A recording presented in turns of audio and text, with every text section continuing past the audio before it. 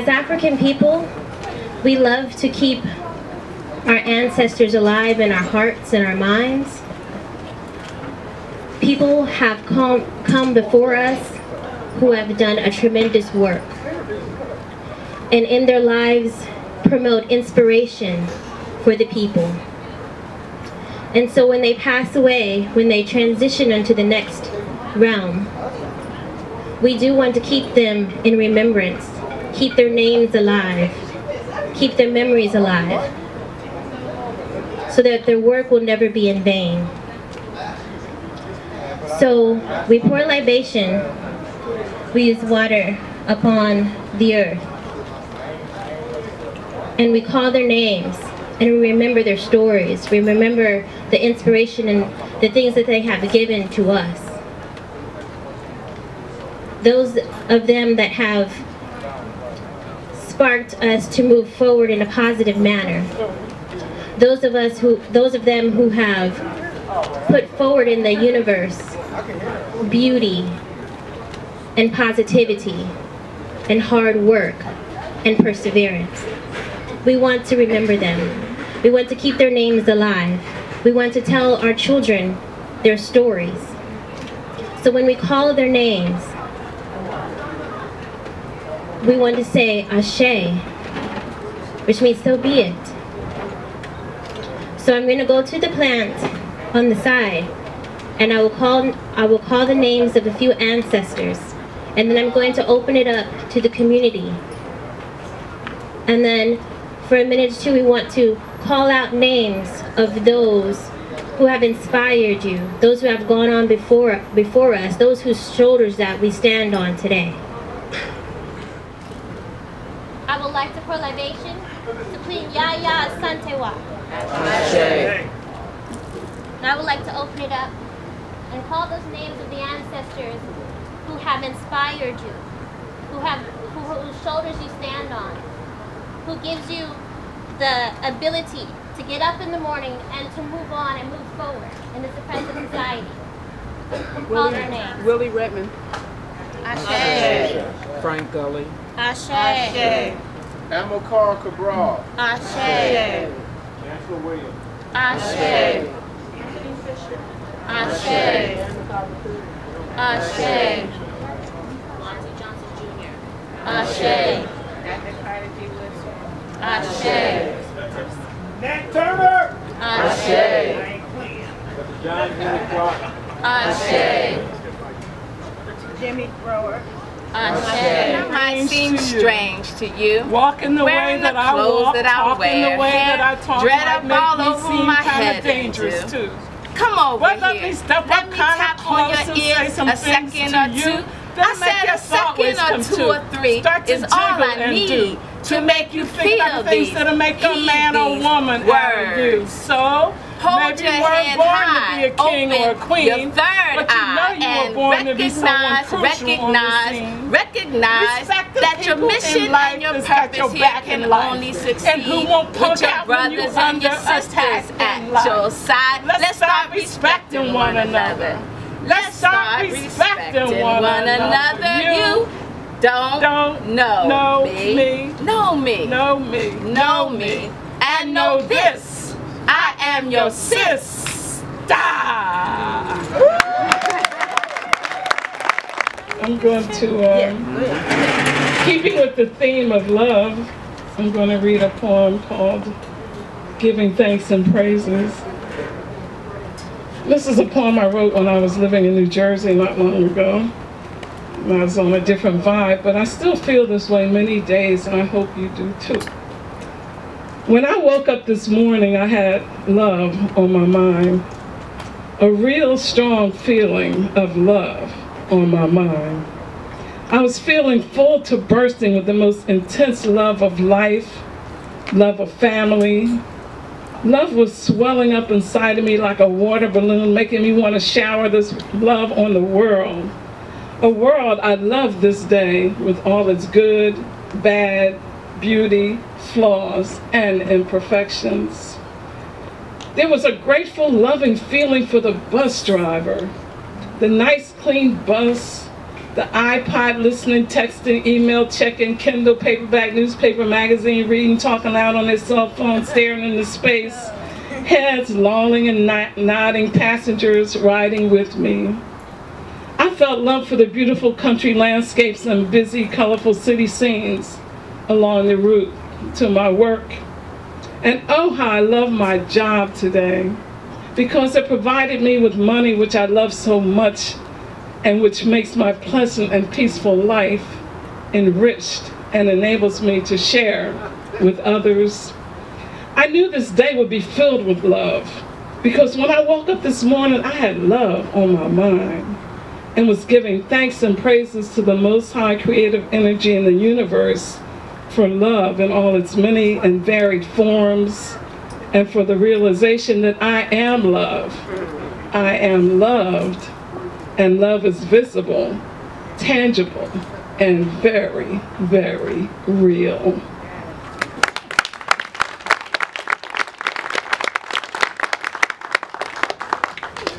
So yeah, the theme was love over lust, I believe. And of course I picked my phone out now. Oh, there we go.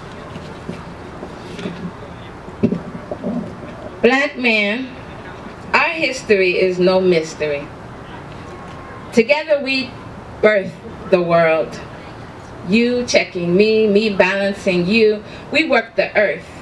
We navigated the Nile, charted the stars, communed with the Creator, lived in the image of the Holy Spirit. We danced by moonlight, you beat the drum for me. My heart kept the rhythm. Together, we were poetry. Black men, our history is no mystery, and neither is our destiny. Our futures are tied, bound, and determined together forever. For black man, you are mine. My grandson, son, brother, father, you are my true love, soulmate. You are mine, I am yours, and together we are blessed in the divinity of blackness, wholeness, oneness. Black man, our history is no mystery. We talked to the animals, the plants, the trees. We sheltered each other, protected one another. We go way back. And together we'll go far forward into eternity, lovingly, respectfully, honestly, truthfully, sincerely. For we have a great time ahead, since history will repeat itself. And our history has been glorious, productive, strong, and rich, and just as we have made the same mistakes before, we'll do the right things again. Black man, our history is no mystery, so listen to me, share with me, love me deep, connect with me, you're a black woman, consciously, seriously, righteously, passionately, because black man, our fate was sealed, prophesied a long time ago, divided we fall, so together we must stand. Black man, black man, black man, our history is no mystery.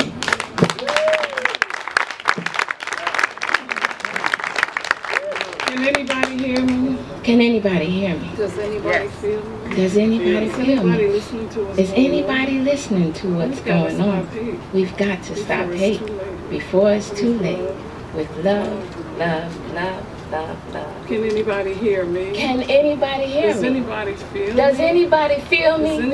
Is anybody listening to what's going on? We gotta stop. We've got to stop hate before it's too late. With love, love, love, love, love. Can anybody hear me? Can anybody hear me? Does anybody feel me? Is anybody listening to what's going on? We gotta stop. We gotta stop hate before it's too late. With love, love, love, love, love. Try love, love, love, love, love. More love, love, love, love, love, and peace.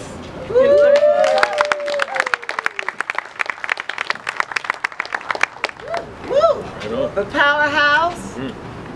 What else? Looking at it, fearless and not afraid of controversy. Has a lot of courage here. And he is based out of Philly. And it's first time to Sacramento. His first time to Sacramento. And we got him here. So I want everybody to lift the brother up from Philadelphia. That's you back there, sir. We lift you up, giving you love. Dr. Umar Johnson.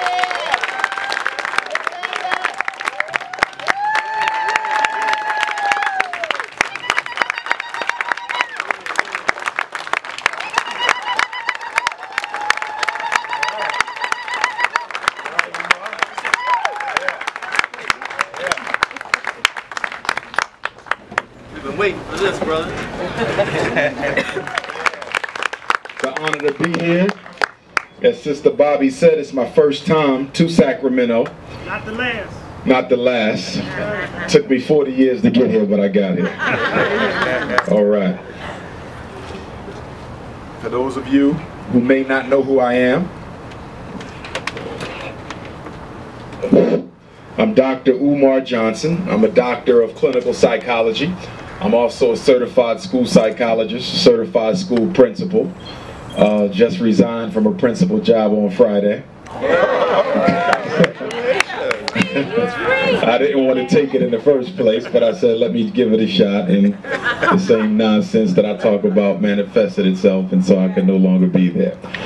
But that's all right, because for those of you who've been following my work, you know that we have a fundraiser that's in effect at this time. We're trying to acquire the historically black college, St. Paul's College, which is in Lawrenceville, Virginia.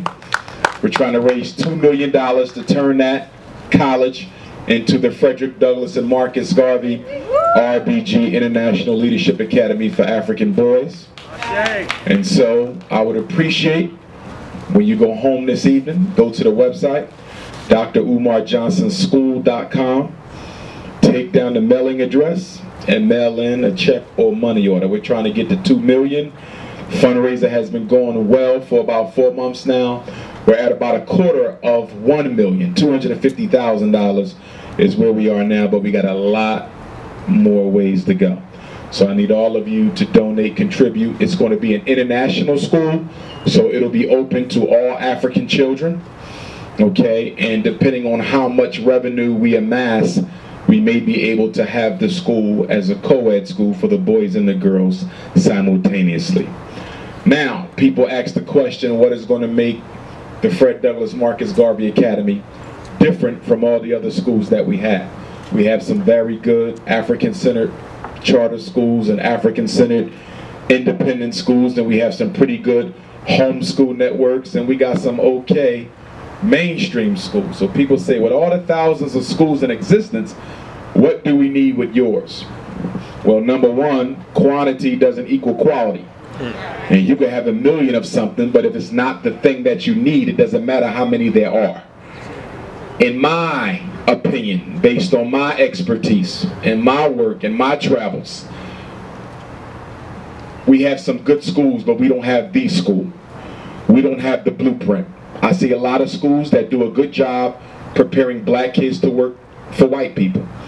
They do a good job preparing them to go to college so they can get a job and work for white people. I see a lot of slave preparation institutions, but I see very few schools that prepare our children to work for themselves.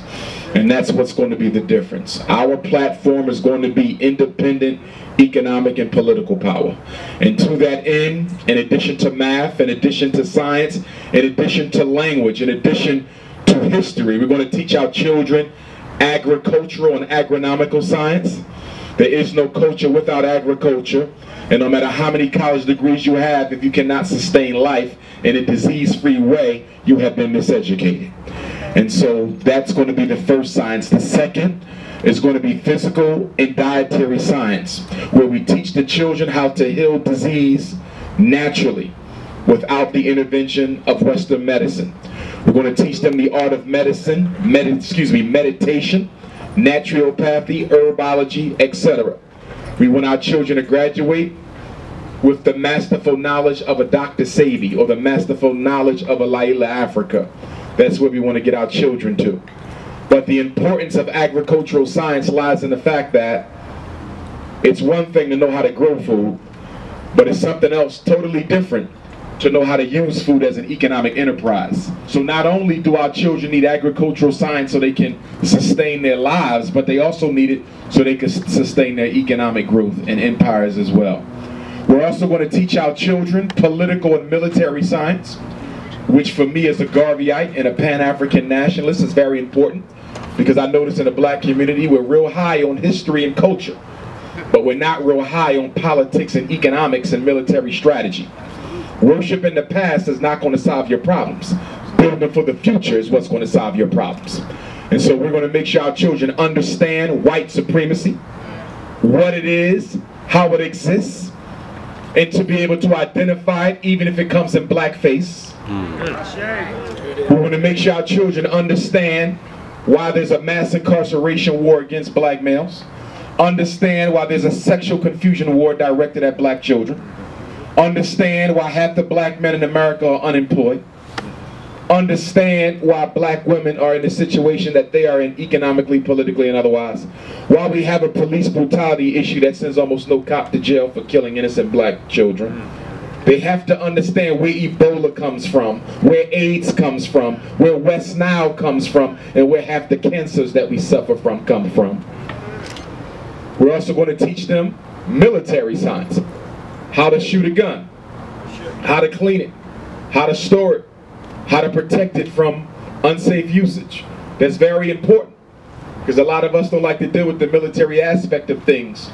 But let's be clear, Africa and African people are in the condition we're in now because we have the least efficient military technology. The white man is king because he has the biggest gun. His power is at the end of a barrel. That's how he took Africa, that's how he maintains it. And the only person who rivals his military dominance is the Asian.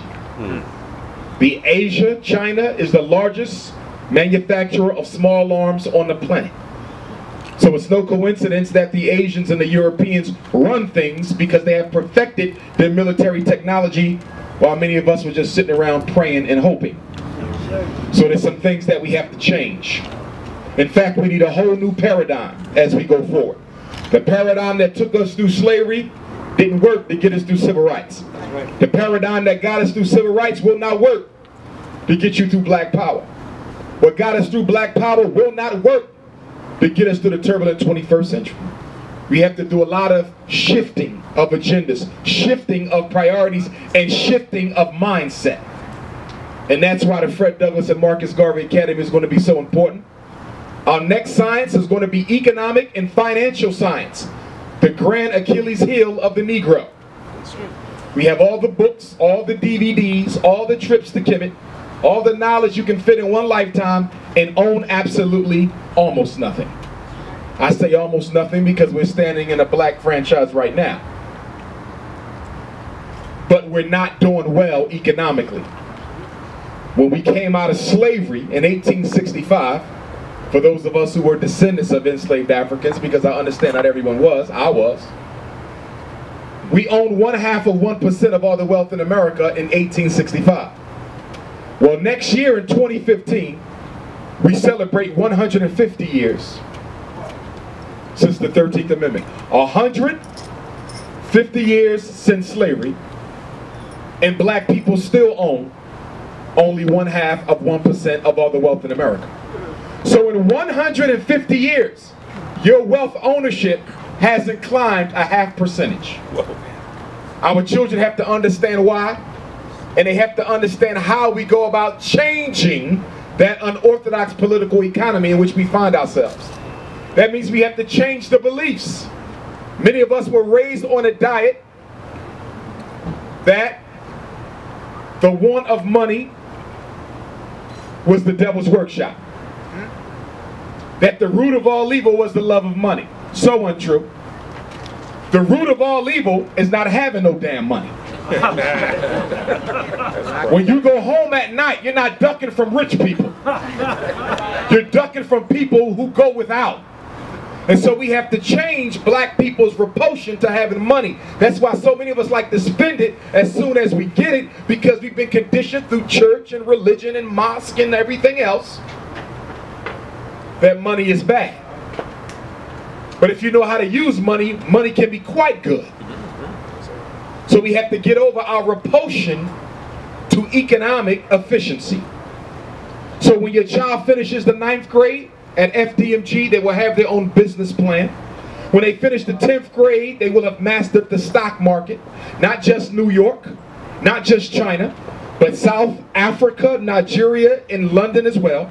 By the time they're done the 11th grade, they will have mastered the real estate market in their home state. And by the time they're done the 12th grade, they will understand the art of multinational investments and corporation building. When your child graduates from my school, whether they go to college or not, they'll be able to earn a living in at least 6 to 12 different skill-based areas. Graduating children and sending them to college has not helped the black community. It's only put more of us into debt. Because the only thing you're guaranteed with a college education is debt if you're black in America.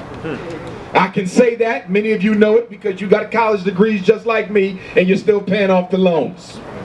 A PhD in Macbeth has done nothing for you. It doesn't mean we shouldn't send some of our children to college, because if you want to engage in certain professions that are legally regulated, you must have a college education.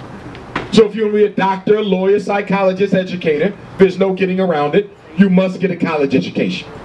But I think we would all agree that we're sending too many boys and girls to college who do not want it.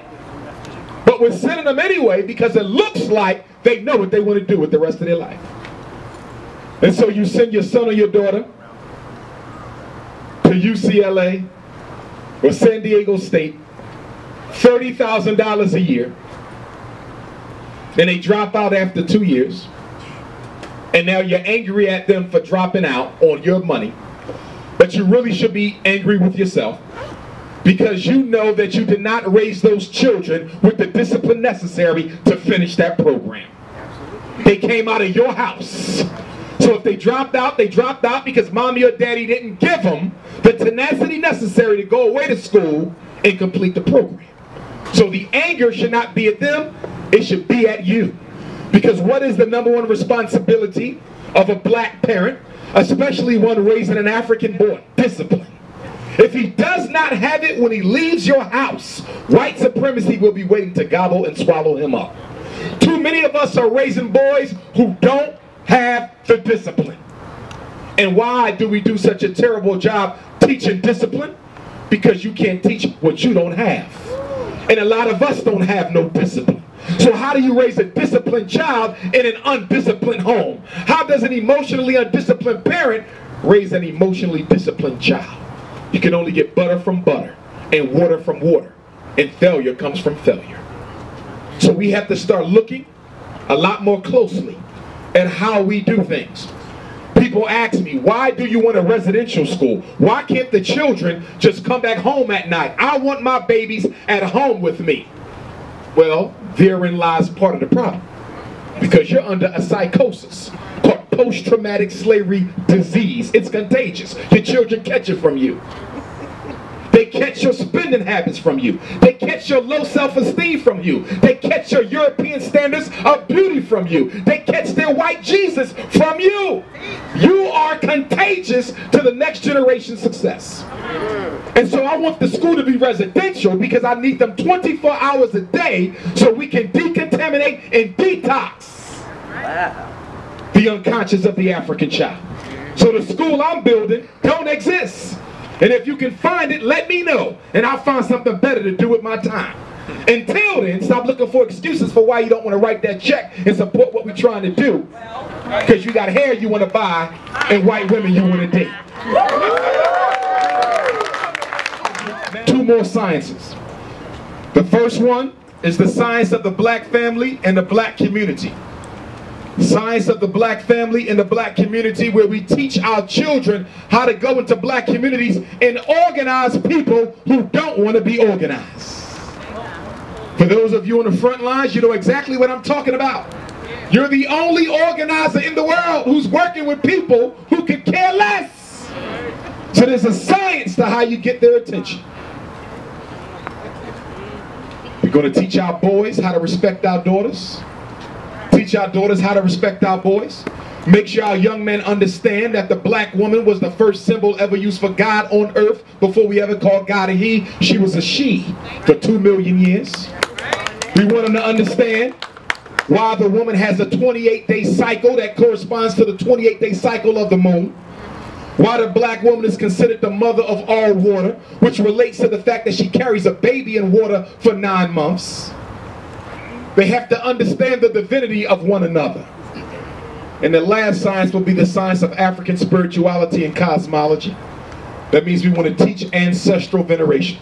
We want to teach them African spirituality before Abraham, before Moses, and before Jesus. I know most of us don't understand anything outside of the Abrahamic pathway, but there are other interpretations of reality. We want to make sure our children understand what those are. We want them to know that our angels, in our tradition, in our culture, our angels are our ancestors, not naked white boys with their wee-wees out coming to save anybody. No boy with wings on his back is looking out for anybody here. The naked white boy angel is an artifact of the homosexual culture of Greco-Roman Europe. That's why they were naked, because they were the sex slaves of the gods. Do your research. All that comes from homosexuality, which we'll talk about later. Some of y'all conflicted on that because people have played with your identity. And they made you feel that since black people had a civil rights, you got to support everybody else's civil right. Stop letting people confuse you on the issue of being an African versus the behavior of homosexuality. A being is a being. You cannot change it. It is your state of existence. Don't confuse being with behavior. We did not fight for the right to do something. We fought for the right to be something. Don't confuse the two.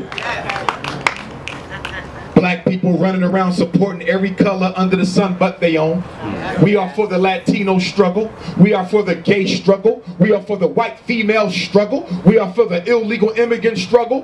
Who's for the black struggle? Even our national organizations, most of them have rewritten their charters. The National Black Caucus says now we are no longer just for black people. We're for everybody. The NAACP, we're for everybody. The Urban League, we're for everybody. Half your fraternities and sororities, that's right. Black bourgeoisie, we're for everybody.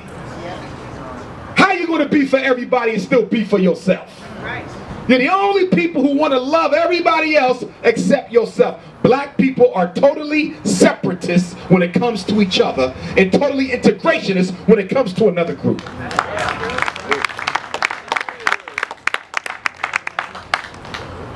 One other thing we're going to do tomorrow, we're going to sign you up for the Sacramento Independent Black Parent Association, because we have to have a movement to save our children until such time that we do have the Frederick Douglass and Marcus Garvey Academy. So there's going to be 7 committees in the Sacramento Independent Black Parent Association. You do know what independent mean. We don't take money from other races. You do know what black mean. We're not multi-to-hell cultural either. It's an all black thing. Some of y'all feel you got to stand with every color under the sun. Where was the Latinos during the Civil Rights Movement? Where was the Mexicans during the Civil Rights Movement? Where were they? Who was getting dog sick on them? Who was going to jail? Where was the Asians and the Orientals? Where was the Arabs at? There was nowhere to be found. Where was the East Indian? But the minute that Civil Rights Bill got passed, every color under the sun claimed a piece of something that our ancestors fought for, and we're still under the trap and under the brainwash of multicultural struggle. Nobody else is multicultural. Latinos fighting for Latinos. Arabs is fighting for Arabs. East Indians fighting for East Indians. Anglo-Saxons fighting for Anglo-Saxons. The only multicultural crew is you. And you better change it. The Honorable Marcus Messiah Garvey said we must practice race first. You must be African family first. You must think for the group before you think of your own selfish clique interests. That means you're an African before you're a Kappa. You're an African before you're a Delta. You're an African before you Muslim. You're African before you Hebrew. You're African before you Christian. You're African before you Mason. Be African first.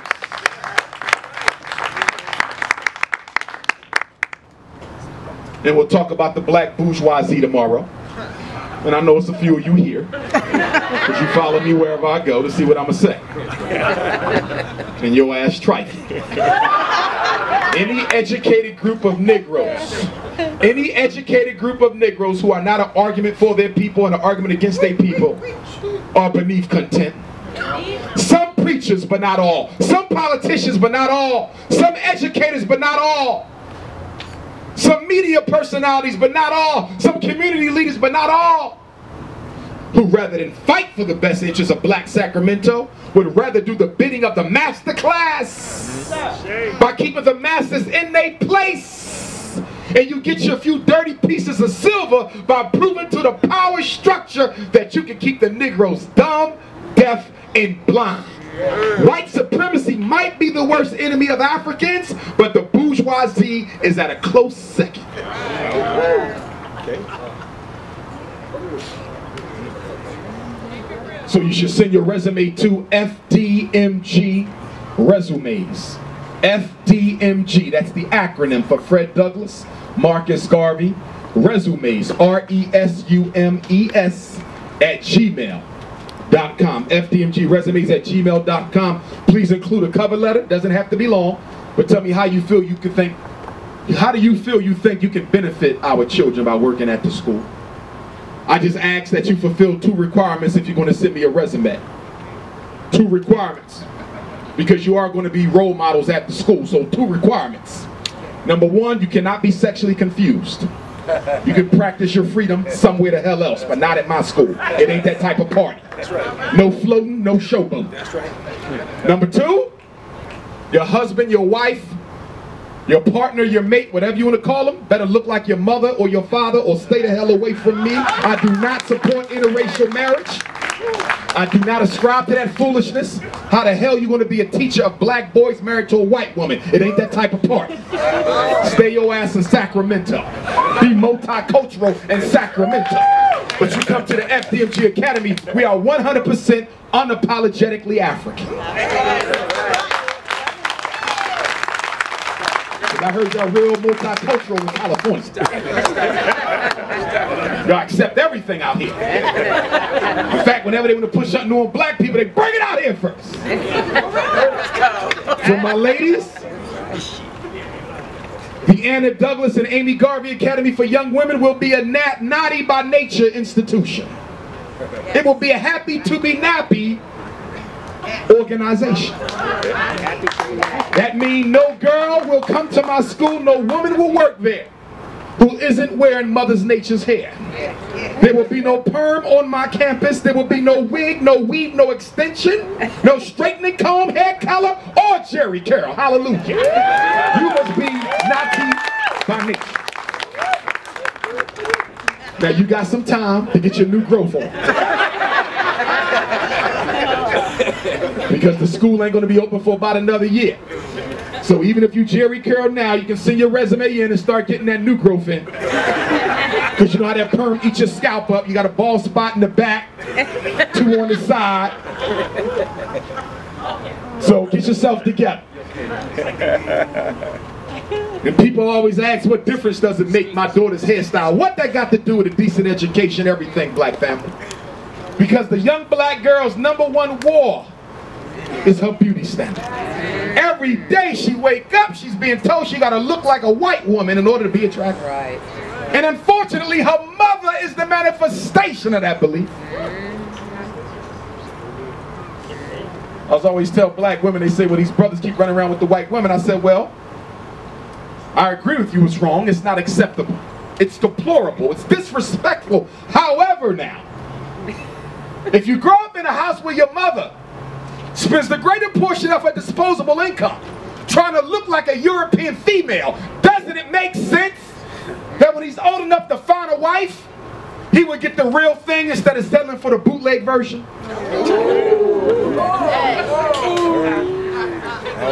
How in the hell are you going to be mad at a black man for dating white if you're trying to look white? Don't laugh, black man, because you trifling as hell. Some of us. talking about I'm just paying them back for what they did to my ancestors. Really now. Are you aware that the white woman is always in power in that dynamic? Whether you land on top of her, she's still in control. One phone call changes your whole life. And the most trifling thing about the black man's love for the white woman is unprecedented in history. The black man marries out of his race more than the men of every other race put together marries outside of this. So how can you dare argue that you cannot help who you fall in love with when you seem to be the only one with an overabundance of love for someone who doesn't look like your mother? And let's be clear, black men, the white women you date, with all due respect, the white women you date are the ones the other white men did not want. You are never the white woman's first choice. You are always her second choice. You are a leftover lover, damn it. And how dare you bring that woman in front of black women and parade her in front of them and don't even speak to the sister when you pass by.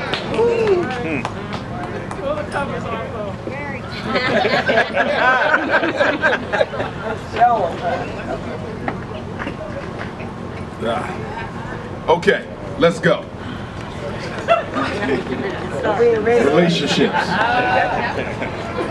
When we deal with relationships from your own self-defeating thoughts, one of the biggest misconceptions about relationships is when people say that he or she messed my life up.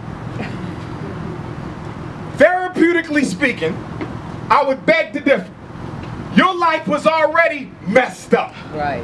All they did was expose the unhappiness that you was trying to hide by bringing them into your life. Unmet needs from childhood. Everyone here needed three things when we was born from mom and dad. We needed love, a deep, intimate love. Not nothing superficial, but a deep emotional attachment.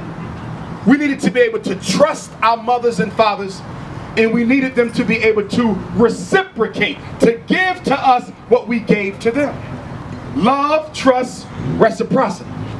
And what are three of the biggest problems in black male-female relationships? Love, trust, and reciprocity. In many respects, our romantic challenges are a direct result of deficits from our childhood family that were never filled. One of the biggest issues we find with black women is what? The hopeless romantic syndrome. Falling in love with every man she meets on the first date. She's not in love.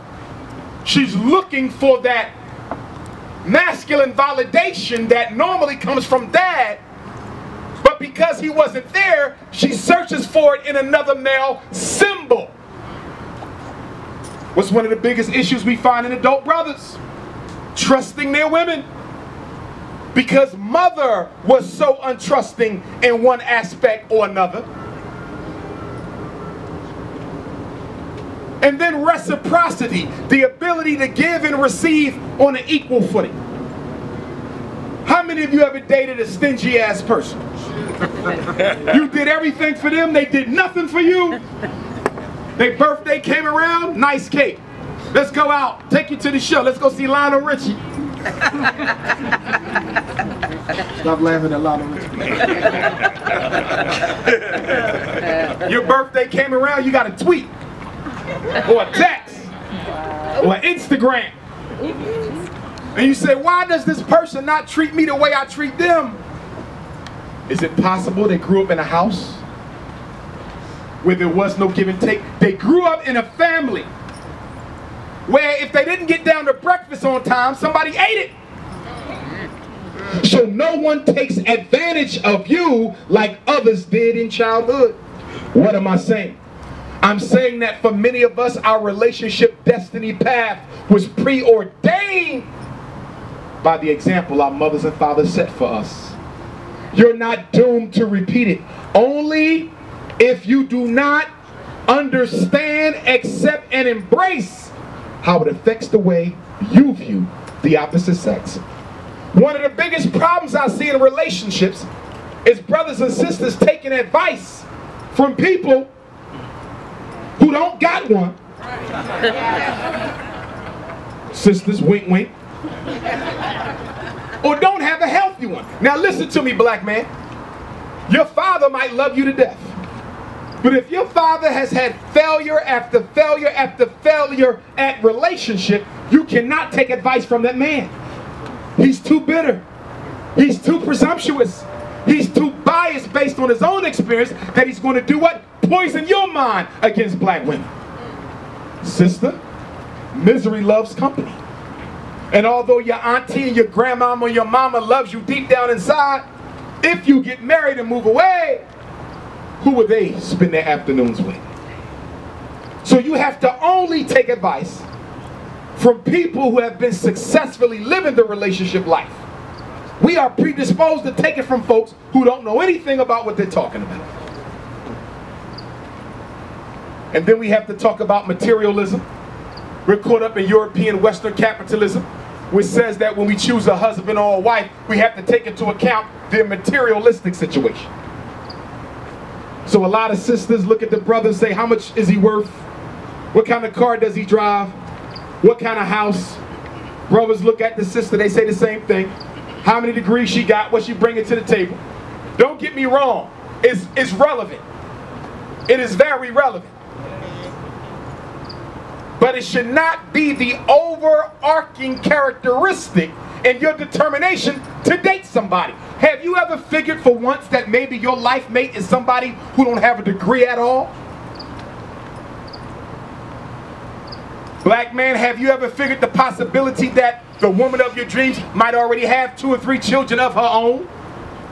One of our biggest problems is we don't stay open to the possibility of finding the person who can assist us on our path.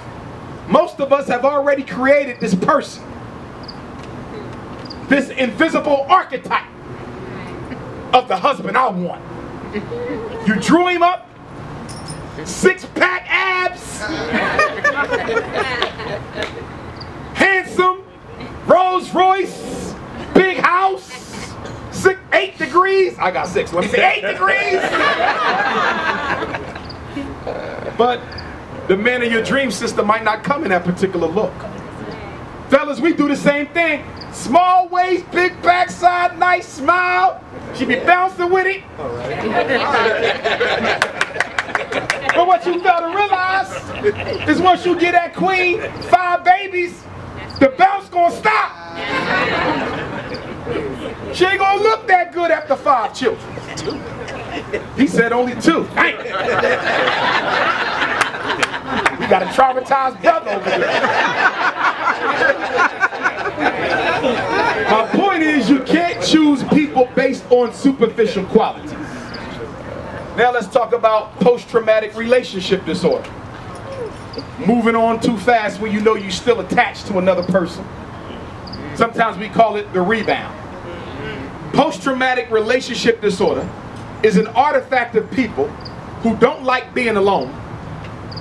And they don't like being alone is because when you are alone, your subconscious is programmed by God to hold up to your face a mirror with a long list of everything in your life you're supposed to be working on. But because you don't want to deal with you, you're not interested in improving self, the quickest way to escape your responsibilities to self is to go find a distraction in another person. And that's why we go from relationship to relationship. It's not even about sex a lot of times. It's the thing of being by myself is uncomfortable. I don't like to be by myself. It's boring. It might be boring, but you got not enough stuff you need to be working on that you shouldn't be so bored. The true issue is you don't want to face your limitations and fix them. All spiritual paths, regardless of religion or spiritual system, teach that solitude is a necessary ingredient to spiritual progress. Being by your damn self is necessary to getting to God consciousness. So if that be the case, how do you explain the behavior of Africans who never like to be by themselves? Break up today, you got a new girlfriend tomorrow. Break up today, you got a new boyfriend tomorrow, because you don't want to face the mirror that the soul is going to give you. So you just date. I call it serial monogamy. We have any serial monogamists in here? It's okay, this is a healing session. Any serial monogamists? They come in both male and female types. But here's the issue about post-traumatic relationship disorder. It says that when you love somebody, y'all spirits became one spirit. And when the relationship ends, like any wound, those spirits rip apart. And they need time to heal. So when you was in love and it's time to break up, even though the person done something bad or didn't, your soul need time to heal the rupture that was created when that person separated from you. But we ain't got time for the healing because we don't want to be lonely. So as soon as the relationship is over, we go running out looking for another one. And now you contaminate the new partner. You contaminate the new woman, the new man, with all the negative baggage of the previous relationship. You're ultra paranoid because you think the new person is going to do the same thing the old person done because you're still dealing with the old scars. Being by yourself for a time is one of the best things that you can do. See, let me say this to you, brothers and sisters. When we date each other, dating is often an exercise in assuming Hollywood roles that are really nothing reminiscent of the real person. When we date, we intentionally project to the other person a false notion of who we really are. And this is why we run into so many situations where people say, we dated for 10 years. We dated for 20. Got married Saturday and filing for divorce next week. What is it about dating that goes so well for a decade or two? And as soon as you jump the broom, as the ancestors would say, as soon as you jump the broom, it's time to get a divorce. People say marriage changes things. Yes and no. It only changes one thing. Marriage will bring out the true person who was hiding through all them years of dating.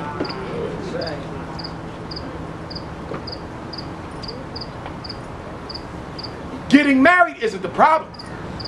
It's that when you get married, the ego automatically feels trapped. And once the ego reaches the conclusion that I don't have to fake no more because I'm stuck with this person for the rest of my life, the real person comes out, which is why I respectfully disagree with our religious leaders who say you should not cohabitate before marriage. That is the worst piece of advice you can give to a 21st century black person living in a community of other post-traumatic slavery disordered persons. You should cohabitate for at least 3 months. No more than 2 years. Black woman, if you've been living with a man for 24 months or longer, he already knows if he's going to make you the wife or not. The question is how long you're going to stay around. We know at 2 years. We get butterflies at 1 year. 18 months, we pretty much know. 24 months is a foregone conclusion. But there should be some cohabitation. See, what you got to understand, black woman, some men don't put the toilet seat down when they go to the bathroom. You didn't know that when you was dating. Fellas, some women don't wash their hands before they prepare dinner. You didn't know that when y'all was dating.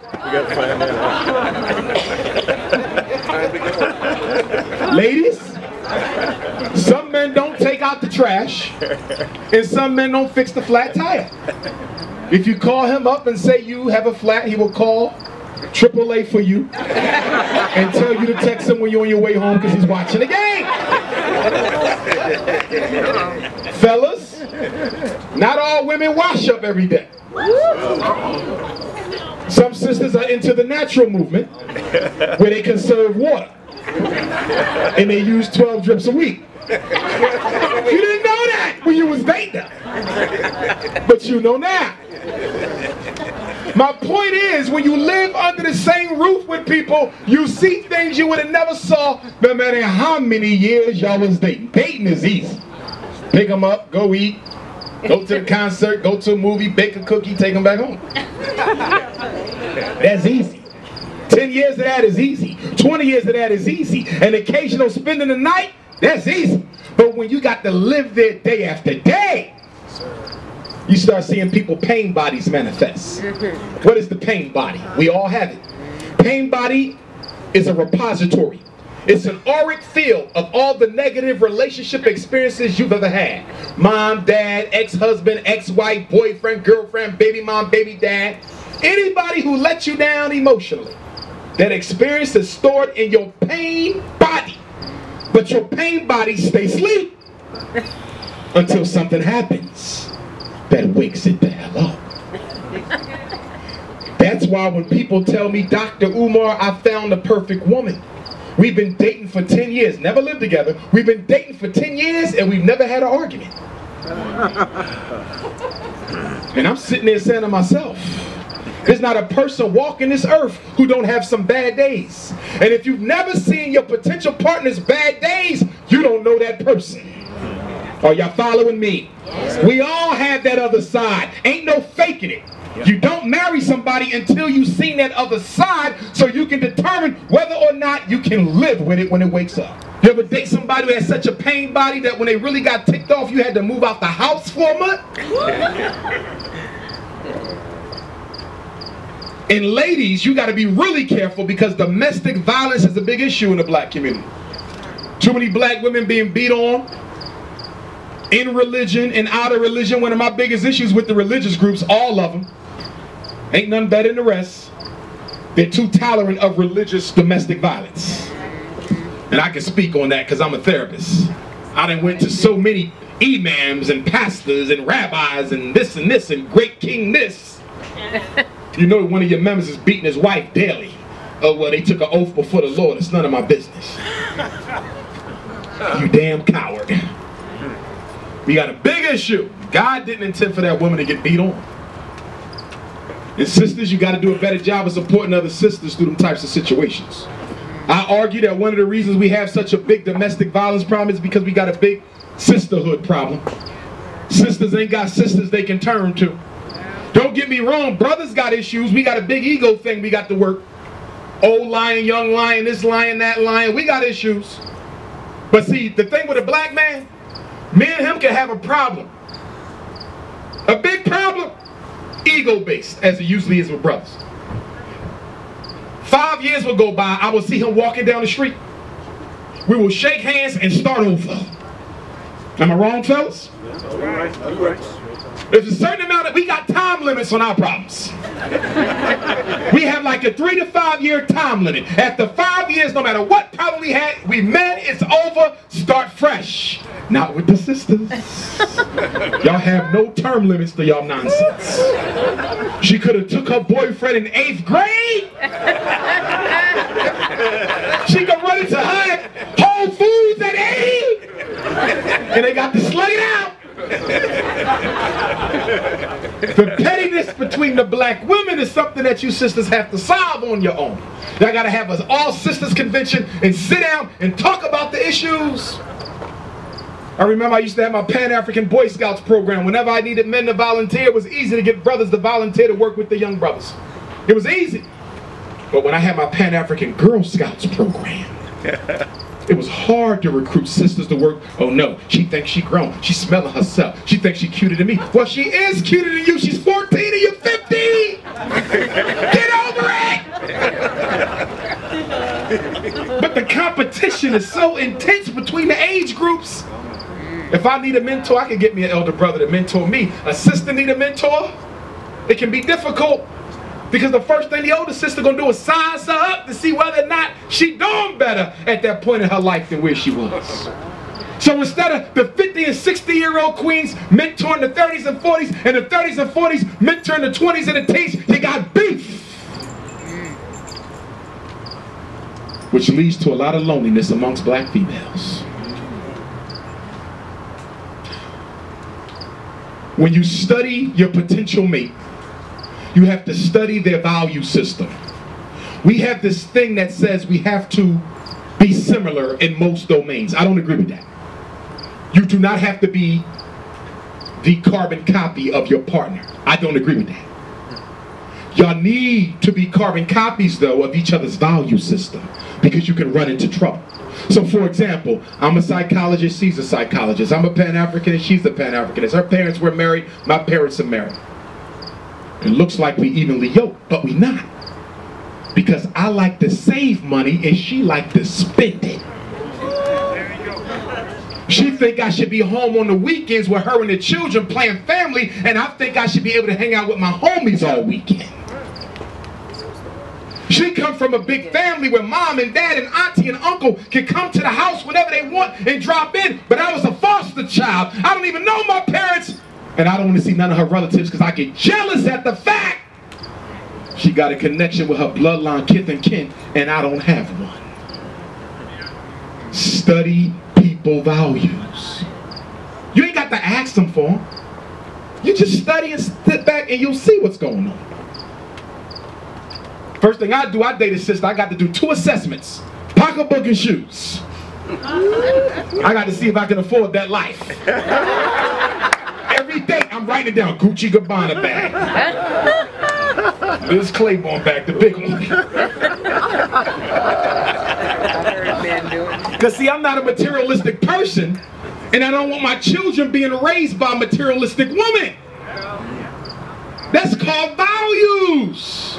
You value the biggest Mercedes, and I can care less about it. Study the person's values. You believe y'all should be in church every Sunday. Nothing wrong with it. Not only do he not believe in church, he don't believe in God. Damn! You married a man who don't even believe in God, and you talking about church. And you know why you compromise so much, ladies? Let me tell you a little secret. Ladies, and this is true for men too, once you allow intimacy into the picture prematurely, you can no longer evaluate that man objectively, especially if the intimacy took you to places you've never been. He baked that cookie like no cookie ever been baked. There it is, butter, cinnamon, and a little alcohol. Skim milk. You baked that cookie. And now because you baked the cookie with a man prematurely, you start looking at him trying to make it look like it can work. Because you don't want to admit to yourself that what happened shouldn't have happened. And instead of being a big girl and moving on, I'm going to try to bring him with me. Cut your losses before they add 2 more. Yes. Fellas, the same thing with us. Yes. That woman take you somewhere you never been. You can't see her right no more. Which is why we need to delay intimacy, because a lot of us ain't got the emotional maturity to see past the pleasure and the lust. Which is why I say, ladies, you never let another woman cook for your man too much. Once in a while is all right. You ain't got no choice if you can't cook. Damn it, what are you supposed to do? Stop laughing. But you don't let a woman cook too much for your man. What do you mean, Dr. Umar? Listen to me. What are the 2 strongest cravings of man? Reproduction and hunger. And that's why the belly and the reproductive organ is in the same general chakra area. When a woman cooks for your man, her energy is in her food. That's exactly why we give offerings to our ancestors, because our ashe is in our food. The same thing happened with human beings. When they say she put her foot in them greens, she did. Let me tell you how it happened. You come home from work, Sister Tanya live next door. Sister Tanya single, raising 3 kids on her own. You come home, she said, hey babe, I was making some sweet potato pie for my boys, made a little bit of extra batter. I heard Henry say he likes sweet potato pie. Give him that pie. Henry ate the pie. Next week, I was making some pineapple cake, made a little bit too much extra batter. I know Henry said he liked these cakes. Take him the cake! Next week come by, I made pumpkin pie. It ain't even Halloween, but I got pumpkin pie. She had one left. Give it, and you don't even realize it, but there's a connection developing here between that woman and your man through the food. And then one day, she come home, and you don't come home yet. But Henry did. And she say, Henry, I made this pineapple upside down cake. I know you like pies. And by the time you get home, Henry got her upside down in a cake. So you don't let another woman cook for your man too much. Every man in here knows what I'm talking about when I say that you've dated a woman who wasn't really your type. But after you ate her cooking, it metamorphosized how she looked to you. When your cousin first brought her home, he said, nah, fam.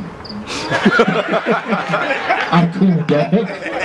That's not my type. And then she brought you the black-eyed peas, cornbread, candy yams, deviled eggs. And the next time she came, he was like, she do look like Beyonce. So ladies, you gotta watch the food strategy. It's one of the oldest strategies in the book, and it still works. And how does a woman take your man? Because I always get sisters who send me emails, Dr. Umar, you should have saw who my husband was cheating with. I can't believe it. He went and go got some, and I'm all. You know what they do? Women study your weaknesses and cater to your man's ego. Let me say it another way. She does for him what you do not. You don't cook, she will. Yes. You don't say you're a hard-working brother, she will. Yeah. You don't cut them toenails, she will. She caters to his ego, and men are suckers for the ego. Men suckers for the ego. I'm gonna get back to y'all about the polygamy in a minute. The last thing on this slide is when you have children, y'all gotta make sure y'all can get along with each other's children. Because too often we decide to get married and we didn't even include the babies. And you raise your kids a certain way, I raise my kids a certain way. In my house they do homework, in your house they don't have to. In my house they can talk back to me, in your house you don't play that. How you gonna bring them kids under the same roof with two different governing styles? The children might not bring you together, but they can definitely tear you apart. Ladies, you're about to marry a man who beats his kids every time they do something wrong. Can you live with that? Fellas, you're about to marry a woman who's going to hide everything your son does wrong from you, so you don't even know the boy is going to hell because your wife wants to protect him from his big bad father. You have to study the parenting style. That woman got children, that man got children. The first thing you got to do is see how they deal with their children. Can you live under those rules?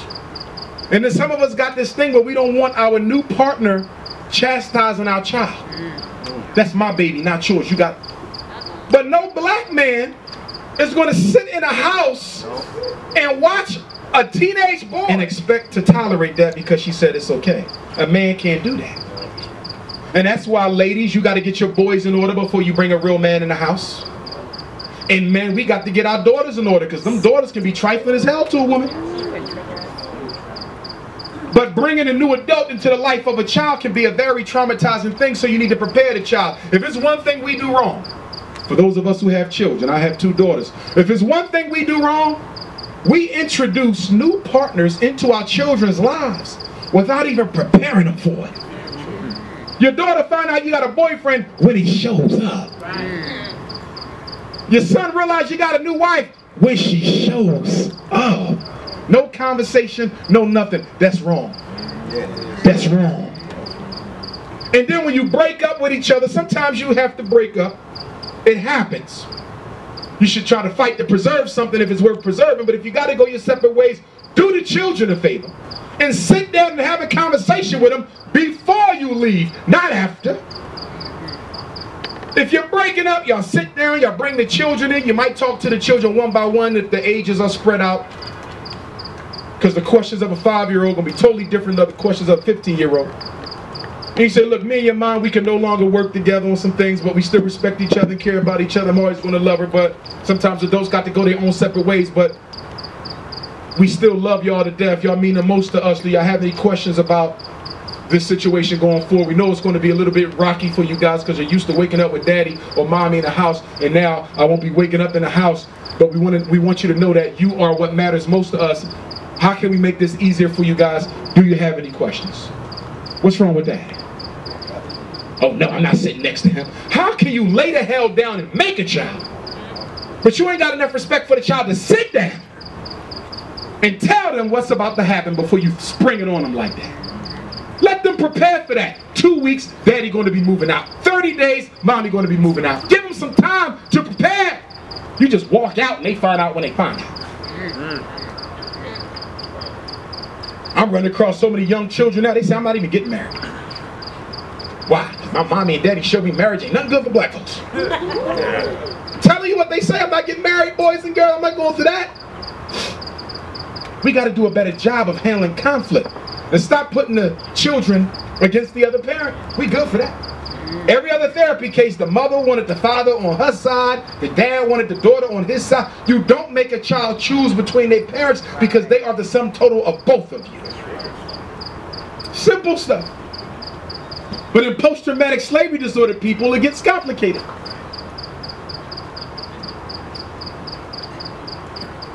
Let me move here. Okay.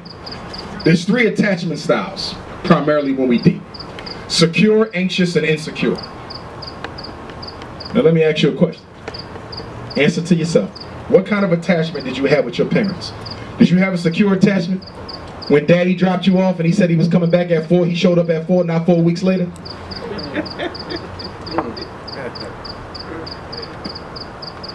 Was it insecure? Mommy dropped you off at the daycare, she always sent the next door neighbor to come pick you up and you was always the last kid to get picked up from school? Or was it anxious where sometimes you could trust mommy and sometimes you couldn't, sometimes you could trust daddy, sometimes you couldn't? See, this is attachment stuff. Most of our relationship problems is attachment stuff. For 95% of the people listening to me now, the type of attachment you have with your parents is the exact type of relationships you tend to run into now. You have the same type of pattern, ambivalent, secure, or insecure. See, if a woman didn't grow up with that father there, that hopeless romantic, she's going to be less trusting. If a man had issues with his mother, he's going to be less trusting. That's why you got to study people's relationship with their opposite sex parent. Study their relationship with their opposite sex parent. If you a man dating a woman, what kind of relationship she had with her dad? Was it good, was it bad? What type of beliefs did her mother teach her about men? Ladies, you got to do the same thing. What kind of relationship did that man have with his woman? With his mother, excuse me. And even if it was healthy, ladies, you got to study it beyond being a positive relationship because it could have been a psychologically unhealthy one though. For example, it is within the tendency of most women, black or white, rich or poor, when they don't have a man in their life, to upgrade their oldest son to man of the house status, and he becomes their symbolic husband. When your oldest son becomes your husband, you can no longer hold him accountable as a child because you made him your equal. And when black mothers make their sons their husbands, not sexually, psychologically, when black mothers make their sons their husbands, he becomes your equal. You can no longer chastise him. In fact, he's probably more likely to be chastising you. How many of us know sons who run their mother's lives? Most of the boys I talk to in prison, guess where they learn their core beliefs about women from? Their mother. Dr. Umar, my mother told me don't ever trust none of these bees, these hoes, these gold diggers. Their mother! It's the mother. Women are destroying the minds of men towards women. Look at that karmic circle. And fellas, we got to do a better job ourselves. If you're dating someone who had an insecure relationship with their mother and their father, no matter how good of a partner you are, no matter how honest and faithful you are, you may always have problems. Somebody who couldn't trust their parents going to have a hard time trusting you. Somebody who wasn't loved by their parents going to have a hard time loving you. And how do we adapt to a situation where we didn't get what we needed? If a man couldn't trust his mother, how does he deal with women? One of two ways. One of two ways. He's either going to trust every woman he meets on the first date, or he'll never trust her at all. He'll trust the woman he meets on the first date, or he'll never trust them at all. Ladies, if you never had your femininity validated by a father or father figure, you never felt that deep, emotional, intimate, loving connection with a male father figure, how do you deal with that when you date? One of two ways. Hopeless romantic, you fall in love with every man you meet, or guess what? You never love a man at all. Man been with you for 15 years, treated you like God, like gold, took care of your kids, paid the bills, never cheated, and you still talking about something, I don't know if he's the one. It's deeper than him. It's even deeper than you. Some of y'all in here scratching, stop scratching. I know I'm scratching the surface. There's guilt. See, when somebody in therapy, you ask them a question, the first thing they do is scratch their nose. It's because they conjuring up a lie. Okay? Now, unmet needs from childhood. We needed love, attachment, trust, reciprocity. If you didn't get love from your parents, you're going to love everybody you date or never love at all. If you didn't have a secure attachment with your parents, you're either going to be physically unavailable or physically dependent. Some of y'all have seen this before, right? When you dating somebody but they never want to be around you. Y'all might bake a cookie but he want to go in his own room when y'all done. Right? Or you dating somebody, they want to be up under you all the time, smothering the hell out of you. You ever date one of them types? Yeah. They want to go everywhere with you. Bathroom, doctor's appointment, everything. Damn, can I breathe? Good God. Was it the pineapple pie? If they couldn't trust their parents, they're going to trust you on the first date or never trust you at all. I've been with this brother for 10 years. He still don't trust me. It ain't about you, sweetheart. Something deeper going on there. And then you got a reciprocity. You give to them, they give to you? Or are they stingy even though you give to them? See, when you date somebody, you should ask the 4 questions. Does this person have the ability to love me? Does this person have the ability to trust me? Does this person have the ability to treat me like I treat them? And can this person have a healthy attachment to me without always being paranoid that I'm going to do something wrong and hurt them? Listen to me, Sacramento. Y'all have a lot of spiritual vampires in Sacramento. A spiritual vampire, male or female. They look like regular people. But they're not. They ghosts and goblins and shit. These are people with psychological problems out the wazoo. Sexual abuse, child abuse, neglect, thrown away by the parents, low self-esteem. They got issues. But they hide them real well. And they only come out at night like vampires. At the Dr. Umar lecture. And you meet him at the Dr. Umar lecture for a couple weeks and be going, good girl. Then all of a sudden, he does something to let you know he ain't got all his marbles. Fellas, you come home one day and she in the bathroom mirror fighting herself.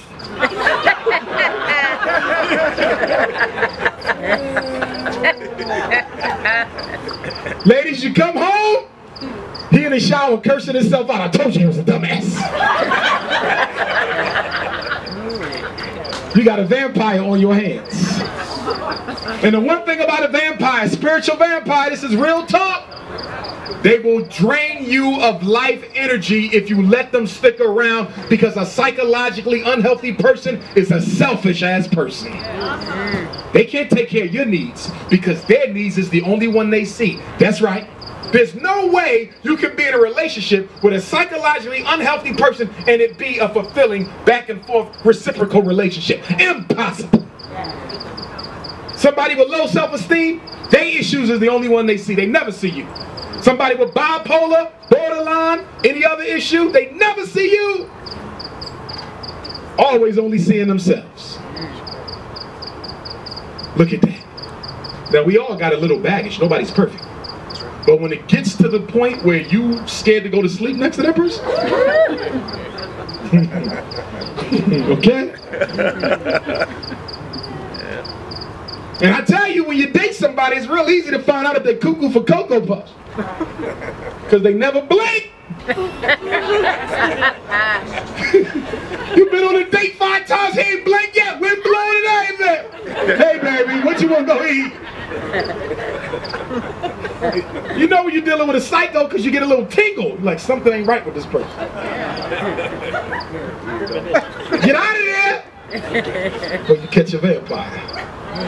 And they suck your energy. A couple weeks go by, your girlfriend's looking at you, your homie's like, man, you looking like you aging real fast.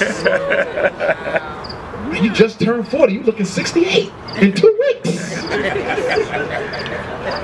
And you know when you're dealing with a vampire, because soon when you come home, it get dark outside, the thunder hit. TV start crying.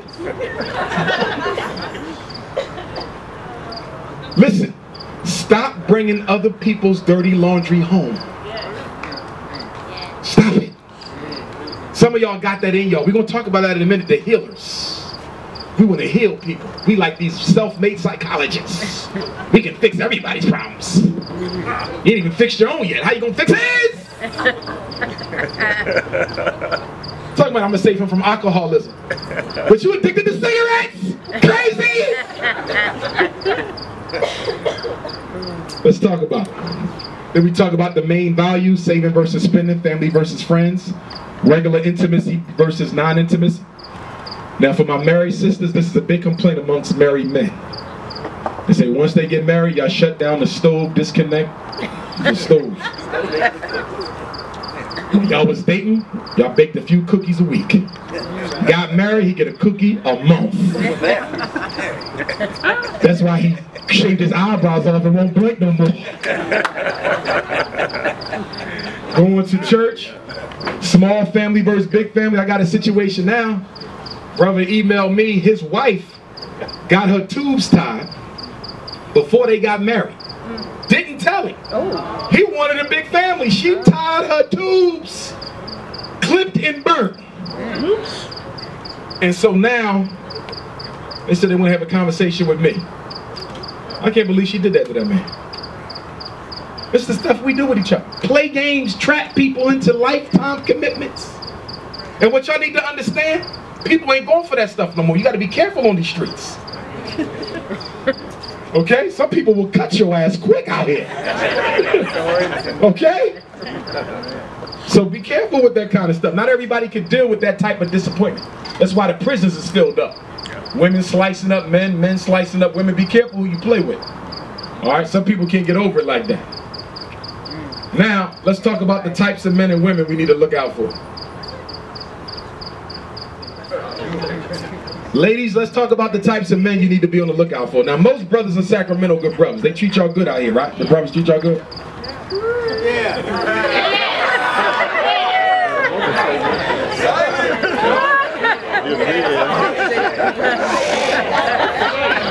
All right. I'm gonna stay out of that. That's family business. Every once in a while, you run into one of these types, ladies. You want to be careful. You have the pimp, the predator, the player, the couch potato, the impregnator, and the professional. Let me break them down. First, you got the pimp. And by the way, this is all ages. Okay? All ages. The pimp is the man who will use you for your economic resources, black woman. Your credit cards, your house, pay his child support, pay his bills, finance his life. He's looking for a benefactor. He's looking for a sponsor. He wants you to be his puff daddy. He will use you and drop you off once he sucks you dry of financial resources. First of all, what do women who fall for these type of men have in common? Low self-esteem. And let me say this about low self-esteem, male or female. If you have low self-esteem, you should date people with low self-esteem. That makes sense. I'm being real. Listen, you have to date in your self-esteem bracket, or you will get your feelings hurt. I'm being dead serious. low self-esteem. What the hell am I doing dating a woman with high self-esteem? Do you realize she's gonna treat me like a damn slave? An indentured servant? Have you ever seen a man with high self-esteem dating a woman with low self-esteem? How does he treat that woman? Like she's nothing? It is impossible for someone with high self-esteem to respect someone who ain't got none. Whenever you see a couple that is unevenly yoked with the self-esteem level, it never works out. It can't. So if you know you got low self-esteem, find somebody else with low self-esteem. That way he know nobody wants you, and he know, and you know nobody want him. Y'all can stay together. Help each other, bro. You got to be evenly yoked. You got to be evenly yoked. A woman with high self-esteem, date a man with high self-esteem. You got average self-esteem, you date somebody with average self-esteem. Low, stay with low. Now let me throw a little trick question out. How many of us, don't answer this open, this is for you, this is rhetorical. How many of us have an ideal mate on paper? Now that ideal mate that you want on paper, they're likely to have what kind of level of self-esteem? Very high when y'all describe the type of husband or wife you want. Now let me ask you a question. If you ran across that person, why would they consider being with you? Are you in that person's self-esteem bracket? Because people can smell self-esteem. You pick up a person's self-esteem level on the first date. Y'all been out, she ain't looked at you once. She don't even know what you look like. Can you look up?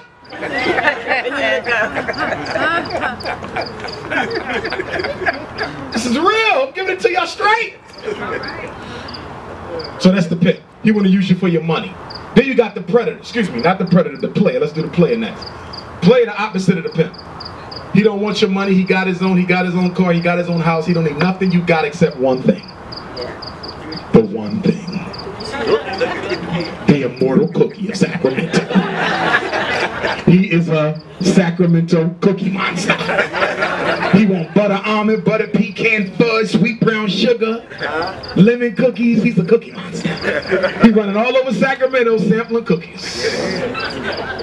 Ladies, when you date a man, I'm gonna be straight up with you. This is gonna be in my new book I'm working on for sisters only.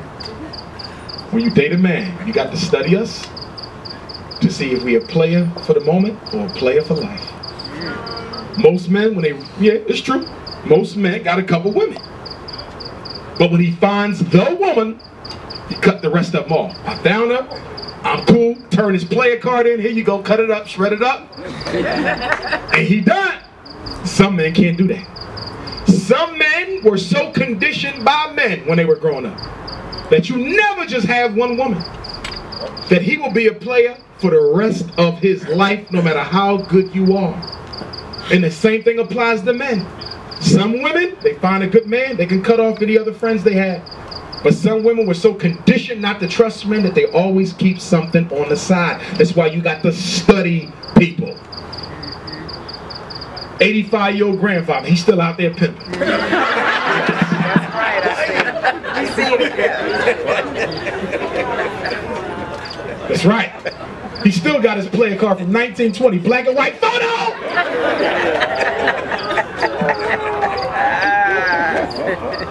And then you got the predator. He's dangerous. He's the domestically abusive black man. He can sniff out his victims. He can see the self-esteem in the room. He can say, she's a sucker, she's a sucker, she's a sucker. And he gets with you and he treats you real good for the first couple months. Then he start separating you from your base of support. You go to church every Sunday with your mother? Not no more. He said, you need to be home with me. I'm your man. You go out with your girls? Lucky Tuesday at the club for a few drinks and not no more. Tell her you got a man. Anytime he don't want you to do something, you got a man now. And you're like, baby, but this is what I do. Me and my girls been doing this since high school. I don't care. You got a man now. So you let this idiot separate you from your family, your friends, and then all of a sudden, the comments turn to criticisms once he got you isolated. Now he made you stay home, and what's the first thing out of his mouth? Why you always home? After he done done everything to keep you home. He told you you can't cook. He catch when ain't no food ready, he say, where my food at? After he done told you you can't cook. Nothing you do is right. And then he starts cursing at you. Then he starts threatening you. Be careful of the threats, ladies. And then he starts practicing around the house. Punching walls and throwing lights and lamps. He done bought a new punching bag, Muhammad Ali style. And then one day, the smack that changes your life, he puts his hands on.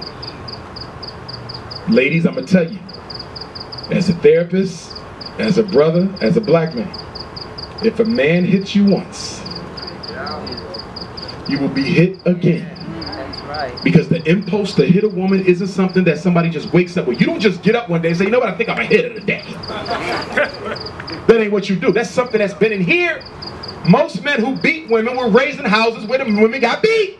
It is an intergenerational illness. And you got to be able to walk. You got to be able to walk. You got to muster whatever self-esteem you got and get out that house. Because it ain't going to get better.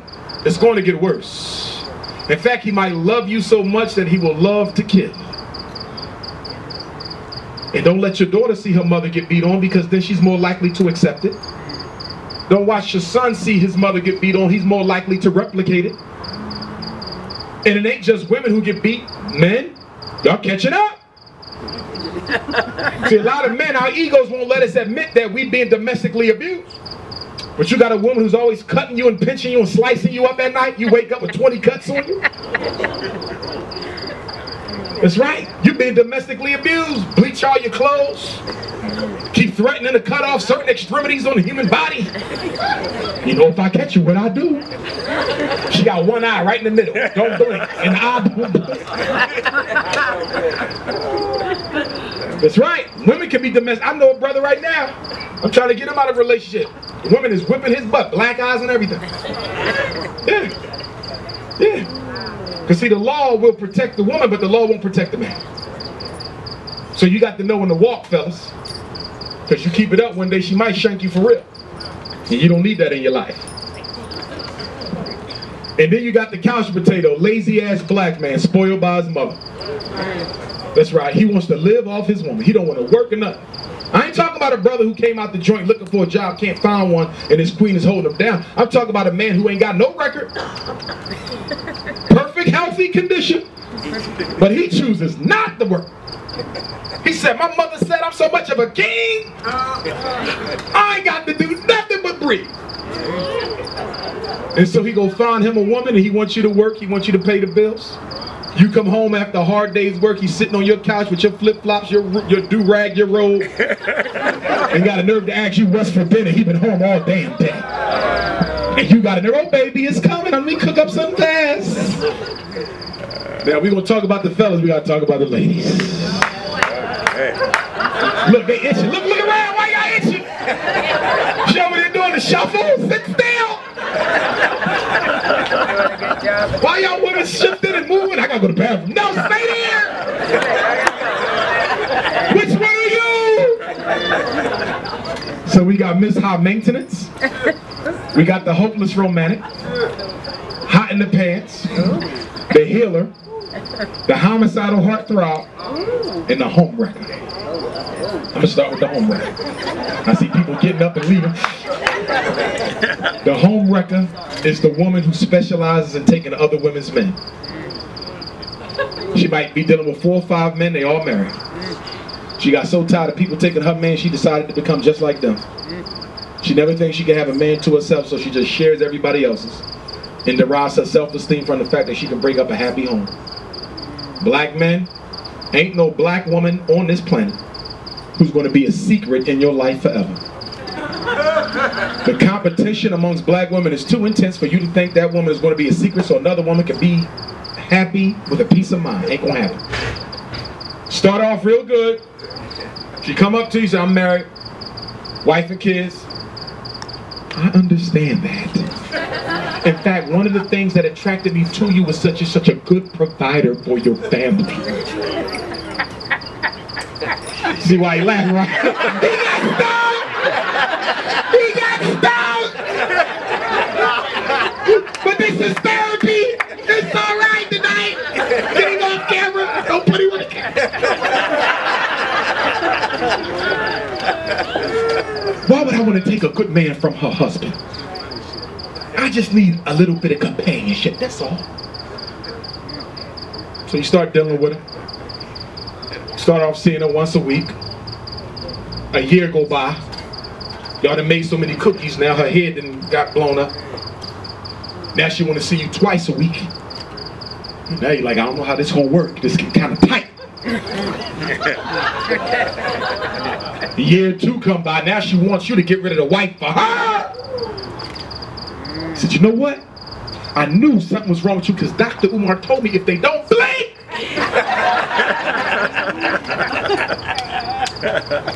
So you say, you know what? I'm changing my phone. I'm changing my Instagram, WhatsApp, MySpace. I'm getting all new accounts. You think it's over. You done lost your damn mind.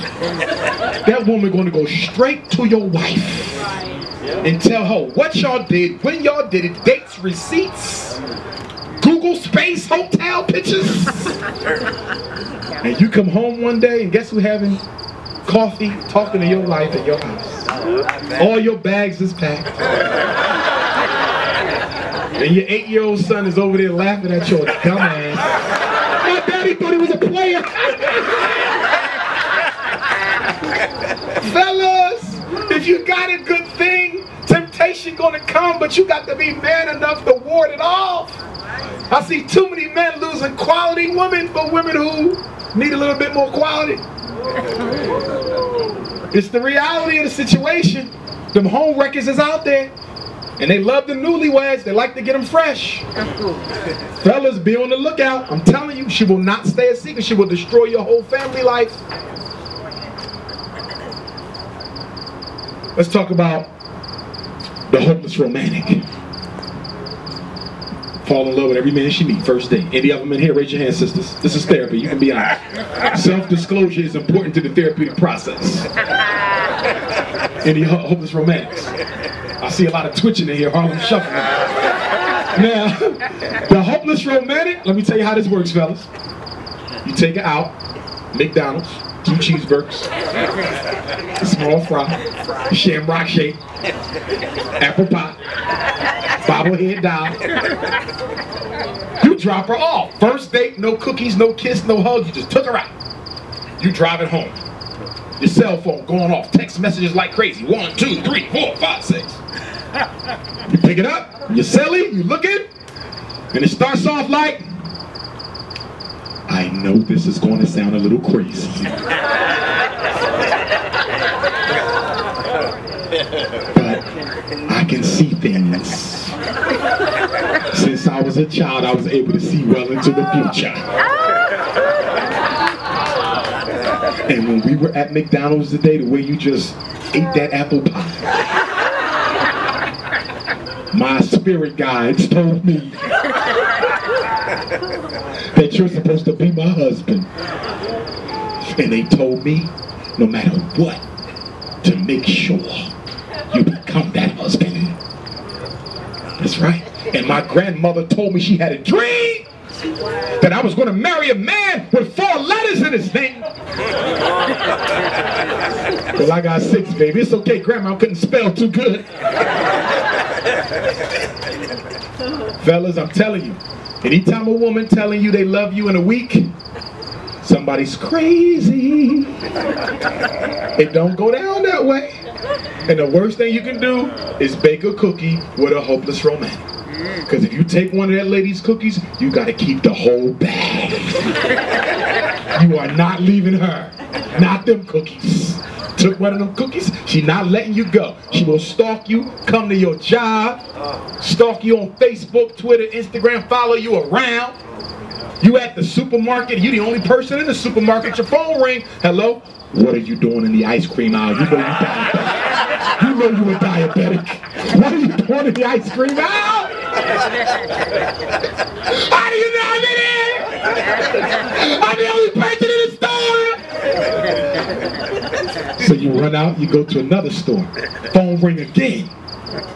Why did you leave the first one? Looking around, she ain't nowhere to be found. You say, I'm just gonna go home because this is too crazy for me. Maybe it's a coincidence. You drive back home, phone ring again before you hit the front door. Where do you keep the silverware? What are you doing in my house? Fellas, I'm telling you, the hopeless romantics becomes the stalkers. And ladies, you can also have a hopeless romantic brother. Oh yes, you can. And go ahead and give that crazy man with one eyeball a cookie and see if he don't stalk you for the rest of your life.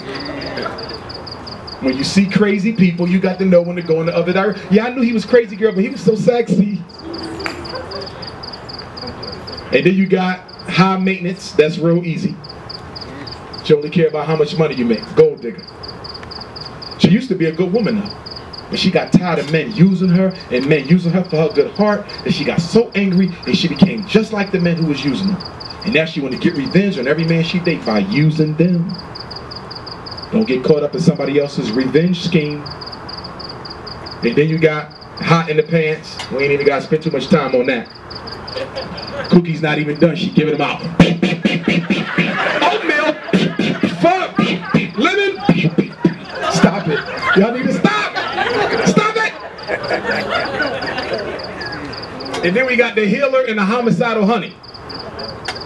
The healer is the woman who's tired of looking for the man she wants. So she's going to go and grab any man and make him what she wants. This is normally older sisters, but it can be young sisters too. They want a certain kind of man, can't find him, so they're going to pick up any brother they find and recreate his destiny. Sounds familiar, ladies? You picked up Mr. Ronnie. Mr. Ronnie been on the street drunk for 20 years. And you brought Mr. Ronnie home to your kids. And your son came home and said, what the hell is Mr. Ronnie doing in here? Well, baby, me and him had a long talk. Did you know Mr. Ronnie used to have his own shoe shine business 30 years ago? Did you know that man almost ran for president one time? And you clean Mr. Ronnie up, get him a haircut, put him back in college, fix his credit. Mr. Ronnie, the man now. All the ladies want Mr. Ronnie, and you fixed Mr. Ronnie up and bought him the pair of shoes that he walked out your life with. You know what the problem was there, ladies? You fixed his self-esteem and didn't fix your own. So he left you. Because he couldn't understand how a woman could put so much into a man and put nothing into herself. Be careful about remaking men. Listen, when you meet somebody, you got to ask yourself the question, can I live with this person as they are if they never change for the rest of my life? See, when we meet people, we like 85%, but there's 15% we don't like, and we think it'll get better after we get married. Wrong. Problems don't disappear with marriage. They expand like yeast. So if you didn't like it before you got married, you really ain't going to like it after. And nobody's perfect, but you got to be able to live with each other's inadequacies and stop hoping they disappear just because you jumped the broom. It's like the lady who makes the man marry her because it'll make her feel he won't cheat no more. Marriage doesn't do anything to promiscuity. If he was promiscuous before he got married, he's going to be promiscuous after he gets married. Fellas, the same thing with you. If she was promiscuous before you married her, she'll be even more promiscuous. I'm going to be honest with you. I worked in schools, right?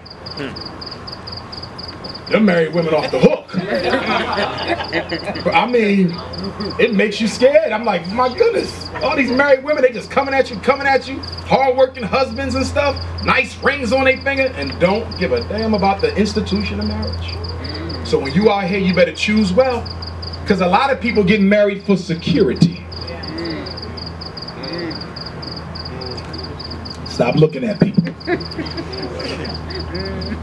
And then you got the last one, which is the homicidal heartthrob. Drama queen, big mouth.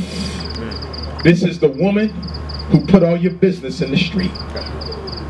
She tell everybody every time you do something wrong. She tweet and Facebook everything you do wrong. Would you believe he lost his job today? Damn, why this man can't keep a job. If y'all have a problem, she'll come to your job. She ain't got no discretion. Ain't no discretion in it. And she loves to fight. And she can fight. In fact, you don't even want a boxer.